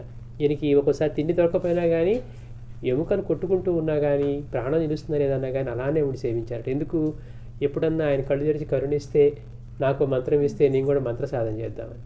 కానీ తర్వాత గురువు ఒక్కసారి అనుగ్రహించి, నువ్వు ఇక్కడే కాదు ఎక్కడ ఉన్నా కానీ నా అనుగ్రహం నీకు ఎప్పుడూ ఉంటుందని చెప్పి బాబా దగ్గర ఆ తల మీద వెంట్రుకలు తీయించేసి 2 రూపాయలు దక్షిణ అడిగారట. 2 కాసులు, అవి నిష్ఠా సబూరి. అవి తీసుకొని, ఈరోజు నాకు కలిగిన ఈ స్థితి నా గురువు యొక్క కృపా దృష్టి. నేను ఏ సాధన చేయకుండా నా దృష్టి అంతా నా గురువు మీద పెట్టి నేను అదే స్థితి పొందాను. అందుకని నా గురువు నాకే మంత్రం ఉపదేశించినప్పుడు నేను ఎలా ఉపదేశిస్తాను? నేను ఎలా అయితే నా గురువు మీదే నా దృష్టి పెట్టి నా మనసంతా ఆ గురువుని నింపుకొని, నా మనస్సు అంటూ వేరుగా లేకుండా ఆ మనసు కూడా గురు రూపాన్ని ధరించిందో, అలా నువ్వు కూడా అదే చింతన చేయి. నువ్వు నా గురించే చింతన చేయి. నేను మసీదులో కూర్చొని ఎన్నడూ అబద్ధం చెప్పను, నేను మసీదులో కూర్చొని అబద్ధం చెప్పను అని బాబా చెప్తూ ఉన్నారు. అలా చేస్తే నీకు కూడా అటువంటి పరమార్థమే లభిస్తుంది అని. అందుకని బాబా ఏమన్నారంటే, ఆయన యొక్క అనుగ్రహాన్ని పొందే మార్గం మనకి తెలియజేశారు. అంటే ఆయన చేసిన గురుసేవ వృత్తాంతాన్ని మనకి తెలుపుతూ, మనకి ఆయన యొక్క అనుగ్రహాన్ని పొందిన సాధనా మార్గాన్ని తెలిపారు. నువ్వు నాపై నీ దృష్టి నిలుపు, నీపై నా దృష్టి నిలుపుతాను అన్నారు. అలా చేస్తే, అంటే ఎవరైతే నా గురించి నిరంతరం చింతన చేస్తూ ఉంటారో, నా లీలలు వింటూ గానం చేస్తూ ఉంటారో, నా గురించే మాట్లాడుతూ ఉంటారో, సాయిని హృదయపూర్వకంగా భక్తితో స్మరిస్తూ ఉంటారో, వాళ్ళ కర్మ నశిస్తుంది. వాళ్ళకి నాకు భేదమే లేకుండా కలుగుతుంది అన్నారు బాబా. అసలు చూడండి ఎంత గమ్మత్తు. అంటే వాళ్ళే నేరుగా మారిపోతారు అన్నారు. అంటే మనం ఏ దేవతని ఆరాధించినా, గురువుని ఆరాధించినా మన మనసు వారి రూపం ధరించాలి. అట్లా ఎప్పుడైతే మనం చింతన చేస్తూ ఉంటామో, మన మనస్సు వారి రూపంతో ఎండిపోతుందో, అప్పుడు మనకి వారికి భేదమే లేకుండా పోతుంది. ఎలాంటి కష్టంలో ఉన్నా వాళ్ళకి కర్మ క్షాళన అవుతుంది అన్నారు. ఇంకా అలాంటి స్థితికి వచ్చిన తర్వాత ఇంకా నాశితే నీకు కలుగుతుంది అన్నారు. అంటే నీవు నేను భేదం లేకుండా నీకు అట్టి పరమాత్మే లభిస్తుంది. కాబట్టి నువ్వు అనవసరంగా ఉపవాసాలు, తపవాసాలు, మంత్రాలని చెప్పి నువ్వు బాధించుకోకు. మనసంతా నా మీద నిలుపు, నా దృష్టి నీపై నిలిపి నిన్ను ఉద్ధరిస్తాను అని బాబా మనకి అటువంటి అనుగ్రహాన్ని పొందే మార్గం తెలిపారనమాట. అంటే గురువు యొక్క అనుగ్రహం పొందే మార్గం తెలియాలి. అందుకని బాబా దగ్గరికి ఎవరైనా వచ్చినప్పుడు బాబా ఎవరైనా గొప్పగా ఆదరిస్తే వాళ్ళు వెంటనే అడిగేవారంట, మీరు ఏ గ్రంథాలు చూస్తారు, బాబా మిమ్మల్ని ఇంత మంచిగా మాట్లాడించారు, చాలా గొప్పగా గౌరవించారనేవారట. అంటే మనం కూడా అనుకుంటాం కదా, మీరు ఏం చేస్తారు, మీకు ఇవన్నీ ఇలా వస్తున్నాయి. అట్లాగా బాబా ఏంటి మిమ్మల్ని బాగా స్పెషల్గా ట్రీట్ చేశారు, మీరు ఏం చదువుతారు, సినిమాలు చూస్తారా లేకపోతే గ్రంథాలు చదువుతారా, ఏం చేస్తారు, రామాయణమా భాగవతమా అని. అట్లా అందుకని మనకి మా బాబా స్వయంగా తమ గురుసేవ వృత్తాంతం ద్వారా ఏం చేస్తే ఆయన అనుగ్రహాన్ని పొందుతాము. అంటే ఈ రోజుకి కూడా ఆయన ఎప్పుడూ ఉండే అవతారం. ఇప్పటికీ ఎంతోమంది భక్తులకి ప్రత్యక్షంగా ఆయన దర్శనమిచ్చి అనుగ్రహించినవి ఉన్నాయి. మనం చూస్తే ఆశ్చర్యపోతాం. ఇవాళ బాబా అంటే మనకి ఒకళ్ళు తెలియకపోతే మనం అవి తెలియనట్టుగా ఉంటామేమో, కానీ ప్రపంచం అంతా అంత పిచ్చివాళ్ళు కాదు కదా. ఎందుకనంటే ఇవాళ బాబా మందిరం లేని గ్రామాలు ఉన్నాయా? ఆలోచించండి. ఆయన ఎంతమందిని, ఆయన తర్వాత సమాధి అనంతరం ఎంతమందిని ఆయన ఇలా ఇన్స్పైర్ చేసి ఎంతమందిని ఆదుకోకపోతే, ఎంతమందికి వాళ్ళ నమ్మకం కలిగించకపోతే, ఇవాళ ఎక్కడ పల్లెటూరికి వెళ్ళినా చిన్న బాబా మందిరమే ఉంటుంది. ఇప్పుడు మన స్టేట్స్లో కూడా ఫస్ట్లో కొద్ది అక్కడక్కడ ఉన్నాయి. ఇప్పుడు బాబా మందిరం లేని ప్రదేశం ఉందా మనకి? అంటే అందుకే అన్నారు, అంతకుముందు వశిష్ఠుడిగా దత్తాత్రేయుల వారిగా ఏదొచ్చిందో అదే ఇప్పుడు మనకి బాబాగా వచ్చిందని. ఒకప్పుడు శివరామ మందిరాలు ఎలా అయితే మన జీవన సంస్కృతి అంతటికీ మూలస్తంభాలుగా నిలబడ్డాయో అలానే ఇవన్నీ నిలబడతాయని. అట్లా ఇవాళ చూస్తే బాబాని ఆరాధించడం అంటే ఒక జీవన విధానం. ఊరికే కూర్చొని మనం చేసే ఒక నామస్మరణో ప్రార్థనో కాకుండా బాబాని ఆరాధించడం అంటే అది ఒక జీవన విధానంగా మారుతుంది. మనం ఇందాక ఫస్ట్లో చెప్పుకున్నమాట, ఆధ్యాత్మికత అంటే అటువంటి క్రమశిక్షణతో కూడిన జీవన విధానం. ఎందుకు? మనలో ఉన్న మన నిజతత్వమైన ఆనందాన్ని తెలుసుకోవడానికి మనం అవలంబించవలసిన విధానం. వేరు అన్న భావనంతసేపు మనకి ఎటువంటి అనుభవాలు కలగవు. కష్టాలు కోరికలు తీరవచ్చు, చిన్న కష్టాలు పోయి అయ్యవారు అనుగ్రహించవచ్చు. కానీ మనకి ఏదైతే అల్టిమేట్ గోల్ అయితే ఉందో అది మాత్రం గురువు యొక్క అనుగ్రహం లేకుండా మనకి కలగదనమాట. అందుకని అంతటి మహాత్ములైన వాళ్ళు కూడా ఇప్పుడు బాబాని తీసుకున్నా, మాస్టర్ గారు తీసుకున్నా, స్వామీజీని తీసుకున్నా ఎంతటి పూర్ణస్థితిలో ఉండేవారు. స్వామీజీ హోమం చేస్తే త్రిమూర్తులు రావాల్సింది భిక్షకి. అట్లా అనుభవాలు. ఒకరోజు అర్ధరాత్రి ఆయన హోమాలు చేయిస్తే 9 మంది అప్పుడు శ్రీశైలం అట్లా ప్రకటమయ్యేవారట. అరే ఇప్పుడు దాకా వీళ్ళు ఇక్కడ లేరు కదా, అందరూ ఒకేలా ఉండేవారట, అందరూ ఈ పంచెలు కట్టుకొని ఇవి వేసుకొని వచ్చారంట. వీళ్ళందరూ చూసే వాళ్ళకి మనసు అనిపిస్తుంది, ఏంటి వీళ్ళంతా నవగ్రహాల్లో ఉన్నారే అనిపించేదట. అంటే ఆ థాట్ కూడా వాళ్ళకే వచ్చేసేది వెంటనే. అనుకుని వెంటనే ఇంకో 2 పిల్లలు పెట్టుకుని ఇద్దరు వచ్చేవారంట. ఏంటి శ్రీశైలంలో స్వామి ఆ 2 పిల్లలు తీసుకుని వచ్చేసారా అని అట్లా ఉండేదట. అంటే ఆయన అట్లాంటి హోమాలు ఇవి చేసినప్పుడు కూడా అట్లా ప్రకటమయ్యేవారంటే గురువు యొక్క స్థాయి అలా ఉంటుంది. గురువు యొక్క అనుగ్రహం పొందితే మన ఇష్టదేవతా దర్శనం కూడా క్షణంలో కలిగిస్తుంది. స్వామి దగ్గరికి వచ్చి ఒక పిల్లవాడు అడిగాయంట, స్వామి అడిగాంట, ఎవరిని నీకు ఎవరంటే ఇష్టం అంటే నాకు ఆంజనేయ స్వామి అంటే చాలా ఇష్టం స్వామి అన్నాడంట. అని స్వామి మీరు నాకు ఆంజనేయ స్వామి చూపిస్తారని అంట. ఓ దాన్నే ఉంది, రాత్రి సాయంత్రం చూపిస్తానన్నాడు. రేపు రాత్రి చూపిస్తానంట. తర్వాత రోజు పిల్లవాడు హడావిడిగా వచ్చాయంట. ఇప్పుడే కదా నేను కూర్చొని చూపిస్తానన్నారట. అట్లానే కొంచెంసేపు అయిన తర్వాత రూమ్లోకి తీసుకెళ్ళి ఆయనకి ఆంజనేయ స్వామిలోకి దర్శనం ఇచ్చారట. ఆ తర్వాత అతనికి ఆ పిల్లవాడికి ఆ అనుగ్రహం ఇస్తే అతనికి ఆంజనేయ స్వామి కనపడుతూ ఉండేవారట. కనపడి ఇతను చెప్పినవి జరుగుతూ ఉండేయంట. ఎవరికన్నా కష్టాలు ఇవి ఈ సిద్ధి వచ్చేసరికి ఇక అందరికి అంటే మనకి ఆ స్వార్థం పెరిగేసరికి మళ్ళీ దాన్ని ఆ సిద్ధిని క్యాన్సిల్ చేశారట. అట్లా దుర్గా సప్తసతి స్వామి పిల్లలకి అందరికి నేర్పించేవారు. అక్కడ నేర్పించి అందులో ఎక్కడైనా వస్తే స్వామి ఇక్కడ వాహనం అని వచ్చింది, మనం పెట్టుకొని చేస్తే వాహనం వస్తుందంటే అమ్మవారిని అడిగి చేయండి వస్తుందనేవారట. అన్న తర్వాత రోజే స్వామీజీకి ఆ భక్తుడు ఎవరు హైదరాబాద్లో ఉండి శర్మ గారని, ఆయనకి కారు అవసరం చూస్తే ఆయన బాగా నిరాడంబరంగా ఉంటాడట. ఆయనకి కారుకి మీకు లోన్ ఇస్తాము బ్యాంక్ తరపు నుంచే, అది వాళ్ళకి ఇస్తారు కదా. అట్లా వస్తే నాకెందుకు స్వామీజీ కారు లేదు కదా, ఆశ్రమానికి ఇచ్చుకుంటే స్వామినే తిరుగుతారు ఎక్కడికైనా వెళ్ళేటప్పుడు అని. అంటే ఒక గురుభక్తి ఉంటే అలాంటి ఆలోచనలు వస్తాయి. మనకి లేకపోతే ఏమొస్తుంది, మనం ఇంకో చోట స్థలం కొనుక్కుందాం, అక్కడ రేటు పెరుగుతాయంట, ఇప్పుడు తక్కువ ఉండొచ్చు కానీ ఇలా అనిపిస్తుంది. అట్లా తీసుకువెళ్ళారు. అయిపోయింది. మళ్ళీ పిల్లలు పారాయణ చేస్తున్నారు దుర్గా సప్తసతి. చేస్తూ ఉంటే స్వామి ఇక్కడ వాహనం ఆభరణాల గురించి వచ్చింది, చేస్తే ఇవి వస్తాయా అన్నారట. మీరు చేసి చూడండి అన్నారట. ఆవిడ కంటిన్యూ చేస్తూ ఉన్నారు. తర్వాత రోజు ఇంకో భక్తుడు ఒక పెద్ద సెట్ తీసుకొచ్చాడట, ఈ నగలన్నీ కూడా. ఎందుకంటే అతను కొత్తగా నగల దుకాణం పెడుతూ ఉన్నాడు, అందుకని మొదటి సెట్ని స్వామి కానుక ఇవ్వాలని తీసుకొచ్చాడట. అంటే గురువు యొక్క అనుగ్రహం పొందితే ఎలా ఉంటుంది అంటే, మనం ఏ దేవత దర్శనం కావాలనో, మనం ఆరాధించే మూర్తి కోసం తపన పడుతూ ఉంటామో, ఎన్ని జన్మలు ఎత్తినా కానీ వాళ్ళు నిజంగా మనకి దర్శనం ఇవ్వడానికి వెనకాడుతూ ఉంటారో అలాంటి వాళ్ళు ఎదురొచ్చిస్తారు. స్వామీజీ దగ్గరికి వచ్చి ఒక అతను, స్వామి నేను తర్వాత 2-3 రోజుల తర్వాత ఒక 4 రోజులు ఉండను అంటే, ఎందుకంటే నేను మా పిల్లవాడికి తిరుపతిలో వెంట్రుకలు తీయించాలి, అందుకని తిరుపతి వెళ్తున్నావు అంటే స్వామి అన్నారట, దానికి అక్కడ దాకా వెళ్ళాలా, ఆయనే ఇక్కడికి వస్తారా అన్నారట. చూడండి స్వామి అలా గంభీరంగా చెప్తారు, ఆయన ఇక్కడికి వస్తారు, మీరు అక్కడ దాకా వెళ్ళాలా అన్నారట. ఇంట్లో వాళ్ళకి తెలియదు కదా, ఇంట్లో వాళ్ళు మీ తిరుపతి వెళ్ళాల్సిందే పెట్టుకుంటే ఇంట్లో వెళ్ళాల్సిందే, ఆడవాళ్ళదే కదా పెద్దలు అక్కడ వెళ్ళాల్సిందే అన్నారట. ఇది చెప్పింది వెళ్ళా. సరే 3 రోజుల తర్వాత ఒక ఆయన పొద్దున్న ఆశ్రమానికి, ఆశ్రమం అంటే పెద్ద భవనం కాదు, అది చిన్న ఆశ్రమమే, దానికి ఒక ఆయన పొద్దున్నే నామాలు పెట్టుకొని ఒక దివ్య విగ్రహం చూడగానే, అంటే మనకి తెలుస్తుంది కదా, ఇప్పుడు ఒక వేద పండితుని చూడగానే వేద పండితులు ఎలా తెలుస్తుంది, వాళ్ళ రూపము, తర్వాత వాళ్ళ చేతులకు ఉండేవి, వాళ్ళు ధరించే విధానం, వాళ్ళు మాట్లాడేది, ఇవన్నీ ఉంటాయి. అట్లా ఈయన వస్తూ ఉంటే ఎవరు చాలా గొప్పవాడు వస్తున్నాడు అని ఒక నమస్కారం భావం కలిగి ఆయన నమస్కారం చేసి లోపల తీసుకొచ్చారట. స్వామీజీ కూడా వచ్చిన తర్వాత అట్లా ఆయన ఆశ్రమం కూర్చున్న తర్వాత అప్పుడు అడిగారట, ఏడరా వాడు ఏంటంటే, లేడు స్వామి తిరుపతి వెళ్ళారు కంటే మరి ఆయన ఇక్కడికి వచ్చారుగా అనమాట. అంతే. అంటే ఏంటి, వెంకటేశ్వర స్వామి అయినా సరే రావాల్సిందే. నవరాత్రులు చేస్తూ ఉంటే అమ్మవారి అక్కడ ప్రత్యక్ష అనుభూతి తెలియాల్సిందే, వాళ్ళకి ఆశ్రమంలో నడవాల్సిందే. ఇట్లా కూర్చొని 9 మంది నవకన్యకలతో పూజ చేస్తూ ఉంటే లోపల ఇక్కడి నుంచి చూస్తూ ఉంటే 9 మంది 10 మంది కనపడుతూ ఉంటారు, లోపలికి వెళ్ళి చూస్తే 9 మందే ఉంటారు. అంటే లెక్క పెట్టి చూస్తే అప్పుడు చెప్పేవారట. అట్లా మహాత్ముల సన్నిధిలో సకల దేవతలు అందరూ కూడా ఉంటారనమాట. అట్లా మహర్షిని తీసుకున్నా, స్వామీజీని తీసుకున్నా, బాబాని తీసుకున్నా, అలాంటి సద్గురువులు పరమ మహోన్నతమైన సద్గురువులు అనమాట. అలాంటి వాళ్ళు సామాన్యంగా మనకి మన అదృష్టం కొద్దీ వాళ్ళ పేరు తెలిసాయి మనకి.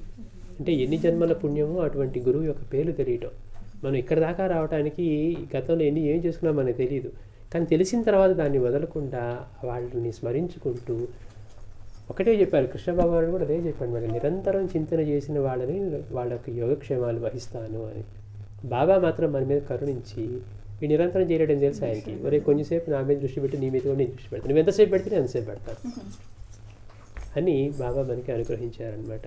అట్లా మనం బాబాని మన మనసులో ఆయన నిలుపుకోవడం కోసం, ఆయన స్మరించుకోవటం ఇంట్లో మనం పారాయణ చేసుకోవటం, దాంతో పాటుగా మనం ఇలా సమిష్టిగా చేసుకోవటం వలన ఆ రోజున నైమిసారణ్యంలో మహర్షులు ఎలా అయితే భగవంతుని ఆరాధించి ఆయనకు అనుగ్రహం పొందారో అట్లా ఇది కూడా మన యొక్క సమిష్టి సాధన.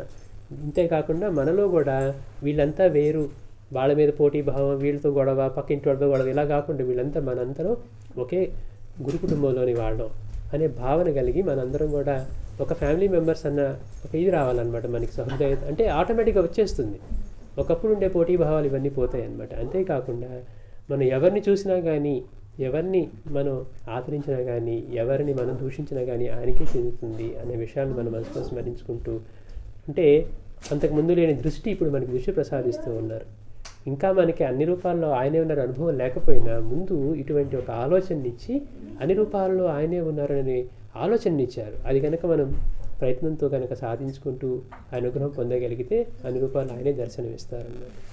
శ్రీ సచ్చిదానంద సద్గురు సాయినాథ్ మహారాజ్ కీ జై. సద్గురు భరద్వాజ్ మహారాజ్ కీ జై. సద్గురు పూర్ణానంద మహారాజ్ కీ జై. అండ్ పర్వాలేదా కొంచెం భజన చేద్దామా? స్పెషల్ కాబట్టి ఎక్కువసేపు కూర్చుంటున్నాం.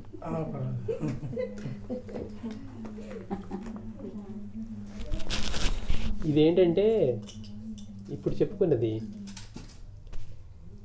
మామూలుగా ఒక 5-6 గంటలు ఇస్తే మనం తృప్తిగా మనసు అలా చెప్పుకుంటూ ఉంటాం. మనకి ఉన్న గంటలో ఆయన గొప్పతనాన్ని చెప్పాలంటే ఎట్లా ఉంటుందంటే ఫాస్ట్ ఫార్వర్డ్ చేస్తున్నట్టు ఉంటుంది. లోపల అనిపిస్తూ ఉంటుంది అనమాట. బా అనిపిస్తుంటుంది. అంటే ఒక్కొక్క లీలలో ఇందాక చెప్పుకున్నట్టుగా ప్రతి లీల అంతటి మహాత్ముడు చేశాడంటే ఎంతటి గొప్పతనం, ఎంతటి మహత్తు, ఎంతటి బోధ, ఆధ్యాత్మిక రత్నాలు ఉంటాయి. అవి చెప్పుకోకుండా అయ్యో ఫాస్ట్ వెళ్ళిపోతున్నావు, ఫార్వర్డ్ చేసేసినట్టు ఉంది అనిపిస్తుంది. కానీ అంటే మనకున్న ప్రస్తుత సమయంలో ఆయన ఎంతటి అవతారమూర్తి, మనకి అసలు గురువుని మనం ఎందుకు ఆశ్రయించాలి, ఆయన చేసిన ప్రత్యేకత ఏంటి అనేది చెప్పుకోవడం, కొంచెంసేపు చెప్పుకోవడం అంటే స్మరించుకోవడం కోసం అది చేసిందే. సరే, ఇప్పుడు కొంచెంసేపు భజన చేద్దాం, ఒక 20 minutes. శ్రీ సచ్చిదానంద సద్గురు సాయినాథ్ మహారాజ్ కీ జై. గురు బ్రహ్మ గురు విష్ణు గురుర్దేవో మహేశ్వర, గురు సాక్షాత్ పరబ్రహ్మ తస్మై శ్రీ గురవే నమః. గురు బ్రహ్మ గురు విష్ణు గురుర్దేవో మహేశ్వర, సాక్షాత్ పరబ్రహ్మ తస్మై శ్రీ గురవే నమః. గురు బ్రహ్మ గురు విష్ణు గురుర్దేవో మహేశ్వర, గురు సాక్షాత్ పరబ్రహ్మ తస్మై శ్రీ గురవే నమః. శ్రీ గణనాథ గజానన, శ్రీ గణనాథ గజానన, శ్రీ గణనాథ గజానన, శ్రీ గణనాథ గజానన. హేరంబా గజానన, హేరంబా గజానన, హేరంబా గజానన, హేరంబా గజానన. గౌరీ నందన గజానన, గౌరీ నందన గజానన, గౌరీ నందన గజానన, గౌరీ నందన గజానన. పశుపతి నందన గజానన, పశుపతి నందన గజానన, పశుపతి నందన గజానన, పశుపతి నందన గజానన. సిద్ధి వినాయక గజానన, సిద్ధి వినాయక గజానన, సిద్ధి వినాయక గజానన, సిద్ధి వినాయక గజానన. పార్వతి తనయా కృపానన, పార్వతి తనయా కృపానన, పార్వతి తనయా కృపానన, పార్వతి తనయా కృపానన. పరమ నిరంజన గజానన, పరమ నిరంజన గజానన, పరమ నిరంజన గజానన, పరమ నిరంజన గజానన.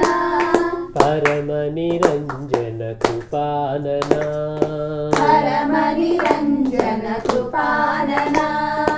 परम निरंजन कृपानना परम निरंजन कृपानना सिद्धि विनायक गजानना सिद्धि विनायक गजानना सिद्धि विनायक गजानना सिद्धि विनायक गजानना पार्वती तनया कृपानना पार्वती तनया कृपानना पार्वती तनया कृपानना पार्वती तनया कृपानना परम निरंजन गजानना परम निरंजन गजानना परम निरंजन गजानना परम निरंजन गजानना परम निरंजन कृपानना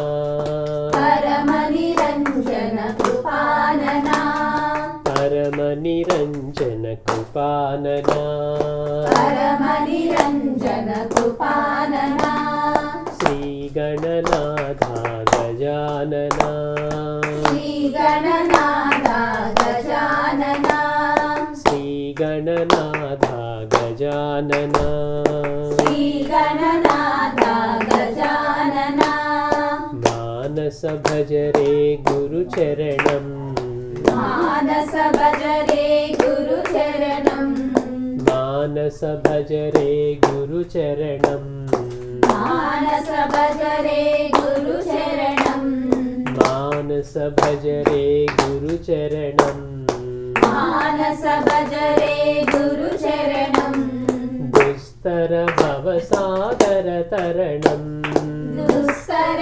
भवसागर तरणं दुस्तर भवसागर तरणं दुस्तर भवसागर तरणं गुरु महाराज गुरु जय जय गुरु महाराज गुरु जय जय गुरु महाराज गुरु जय जय गुरु महाराज गुरु जय जय गुरु महाराज गुरु जय जय गुरु महाराज गुरु जय जय साईनाथ सद्गुरु जय जय साईनाथ सद्गुरु जय जय साईनाथ सद्गुरु जय जय साईनाथ सद्गुरु जय जय गुरु महाराज गुरु जय जय गुरु महाराज गुरु जय जय गुरु महाराज गुरु जय जय गुरु महाराज गुरु जय जय गुरु महाराज गुरु जय जय गुरु महाराज गुरु जय जय साईनाथ सद्गुरु जय जय साईनाथ सद्गुरु जय जय साईनाथ सद्गुरु जय जय साईनाथ सद्गुरु जय जय मानस भजरे गुरुचरणं मानस भजरे गुरुचरणं मानस भजरे गुरुचरणं मानस भजरे गुरुचरणं मानस भजरे गुरुचरणं मानस भजरे गुरुचरणं दुस्तर भवसागर तरणं दुस्तर भवसागर तरणं दुस्तर भवसागर तरणं दुस्तर भवसागर तरणं गुरु महाराज गुरु जय जय गुरु महाराज गुरु जय जय गुरु महाराज गुरु जय जय गुरु महाराज गुरु जय जय गुरु महाराज गुरु जय जय गुरु महाराज गुरु जय जय भरद्वाज सद्गुरु जय जय भरद्वाज सद्गुरु जय जय भरद्वाज सद्गुरु जय जय भरद्वाज सद्गुरु जय जय गुरुदेव दत्ता साई राम जय साई राम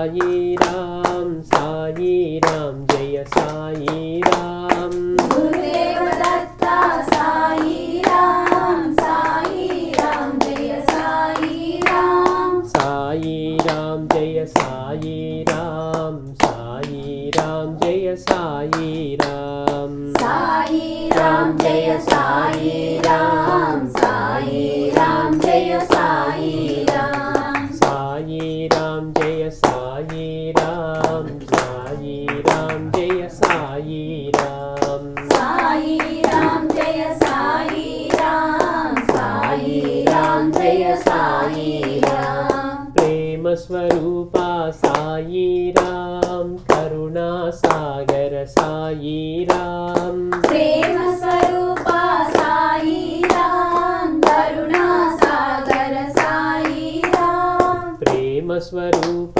సాయి రామ్ కరుణా సాగర సాయి రామ్ ప్రేమ స్వరూప సాయి రామ్ కరుణా సాగర సాయి రామ్ ఆపద్బాంధవ సాయి రామ్ అనాథ రక్షక సాయి రామ్ ఆపద్బాంధవ సాయి రామ్ అనాథ రక్షక సాయి రామ్ ఆపద్బాంధవ సాయి రామ్ అనాథ రక్షక సాయి రామ్ ఆపద్బాంధవ సాయి రామ్ అనాథ రక్షక సాయి రామ్ సజ్జన సన్నుత సాయి రామ్ మునిజన వందిత సాయి రామ్ సజ్జన సన్నుత సాయి రామ్ మునిజన వందిత సాయి రామ్ సజ్జన సన్నుత సాయి రామ్ మునిజన వందిత సాయి రామ్ సజ్జన సన్నుత సాయి రామ్ మునిజన వందిత సాయి రామ్ సాధు స్వరూప సాయి రామ్ సకల దేవతా సాయి రామ్ సాధు స్వరూప సాయి రామ్ సకల దేవతా సాయి రామ్ సాధు స్వరూప సాయి రామ్ సకల దేవతా సాయి రామ్ సాధు స్వరూప సాయి రామ్ సకల దేవతా సాయి రామ్ యోగ స్వరూప సాయి రామ్ జ్ఞాన ప్రదాత సాయి రామ్ యోగ స్వరూప సాయి రామ్ జ్ఞాన ప్రదాత సాయి రామ్ యోగ స్వరూప సాయి రామ్ జ్ఞాన ప్రదాత సాయి రామ్ యోగ స్వరూప సాయి రామ్ జ్ఞాన ప్రదాత సాయి రామ్ ఆత్మస్వరూప సాయి రామ్ మిథిలాధార సాయి రామ్ ఆత్మస్వరూప సాయి రామ్ నిఖిలాధార సాయి రామ్ ఆత్మస్వరూప సాయి రామ్ నిఖిలాధార సాయి రామ్ ఆత్మస్వరూప సాయి రామ్ నిఖిలాధార సాయి రామ్ షిరిడి వాస సాయి రామ్ ద్వారక నిలయ సాయి రామ్ షిరిడి వాస సాయి రామ్ ద్వారక నిలయ సాయి రామ్ షిరిడి వాస సాయి రామ్ ద్వారక నిలయ సాయి రామ్ షిరిడి వాస సాయి రామ్ ద్వారక నిలయ సాయి రామ్ గురుదేవ దత్త సాయి రామ్ ముక్తి ప్రదాత సాయి రామ్ గురుదేవ దత్త సాయి రామ్ ముక్తి ప్రదాత సాయి రామ్ గురుదేవ దత్త సాయి రామ్ ముక్తి ప్రదాత సాయి రామ్ గురుదేవ దత్త సాయి రామ్ ముక్తి ప్రదాత సాయి రామ్ గురుదేవ దత్త సాయి రామ్ సాయి రామ్ జయ సాయి రామ్ గురుదేవ దత్త సాయి రామ్ సాయి రామ్ జయ సాయి రామ్ గురుదేవ దత్త సాయి రామ్ సాయి రామ్ జయ సాయి రామ్ గురుదేవ దత్త సాయి రామ్ సాయి రామ్ జయ సాయి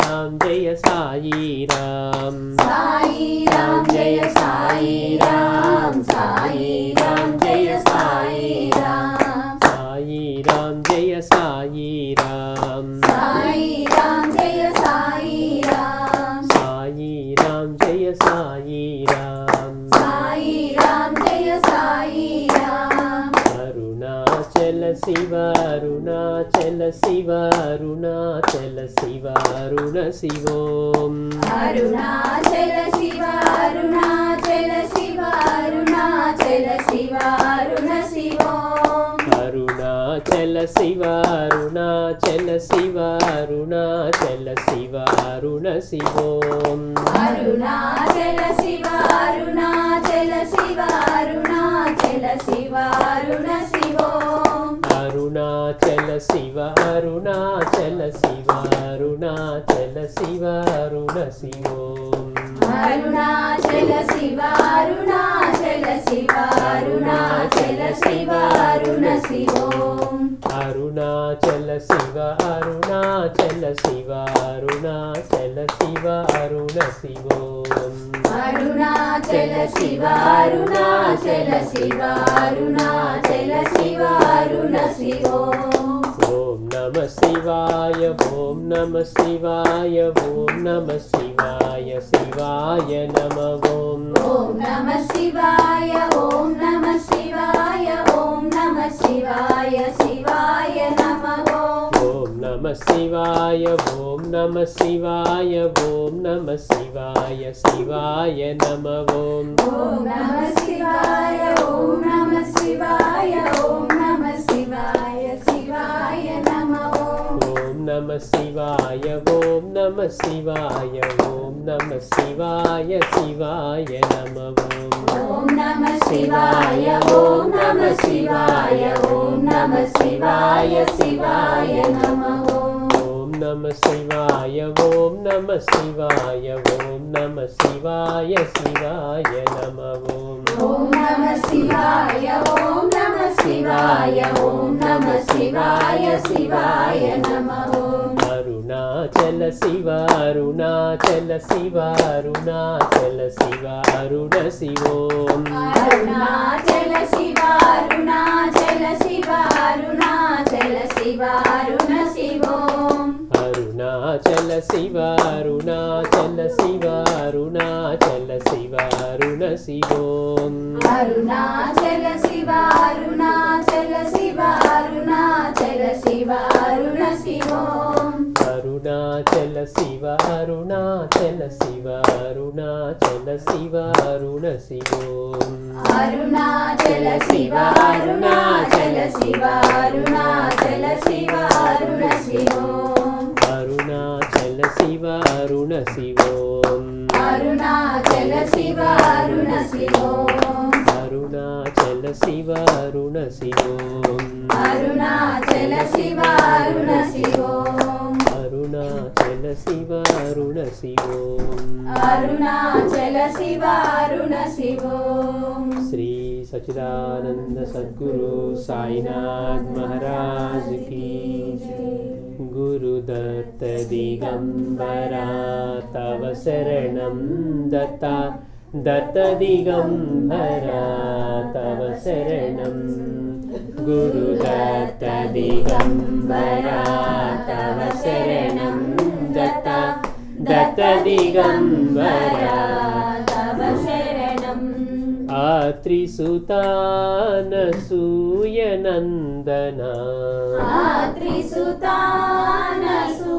आत्रिसुतानसूयनन्दना योगिराज गुरु तव शरणं योगिराज गुरु तव शरणं गुरुदत्त दिगंबरा तव शरणं दत्ता दत्त दिगंबरा तव शरणम् गोरखगर्वविनाशकदत्ता घोरकगर्वविनाशकदत्ता అవధూత నిరంజన తవ శరణం అవధూత నిరంజన తవ శరణం గురుదత్త దిగంబరా తవ శరణం దత్త దత్త దిగంబరా తవ శరణం కార్తవీర్యా భుక్తి ముక్తి ప్రదా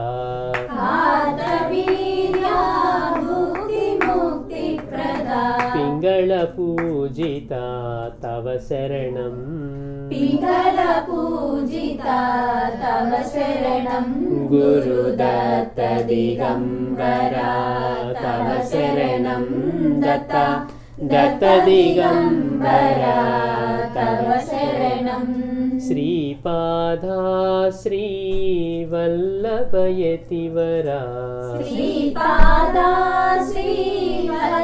శ్రీవల్లభయతివరా నృసింహ సరస్వతి తవ శరణం నృసింహ సరస్వతి తవ శరణం గురుదత్త దిగంబరా తవ శరణం దత్త దత్త దిగంబరా తవ శరణం నారాయణ భైరవ మాణిక్య ప్రభు నారాయణ భైరవ మాణిక్య ప్రభు రంగతార గురు తవ శరణం రంగతార గురు తవ శరణం గురుదత్త దిగంబరా తవ శరణం దత్త దత్త దిగంబరా తవ శరణం ఏకనాథ జనార్దన స్వామి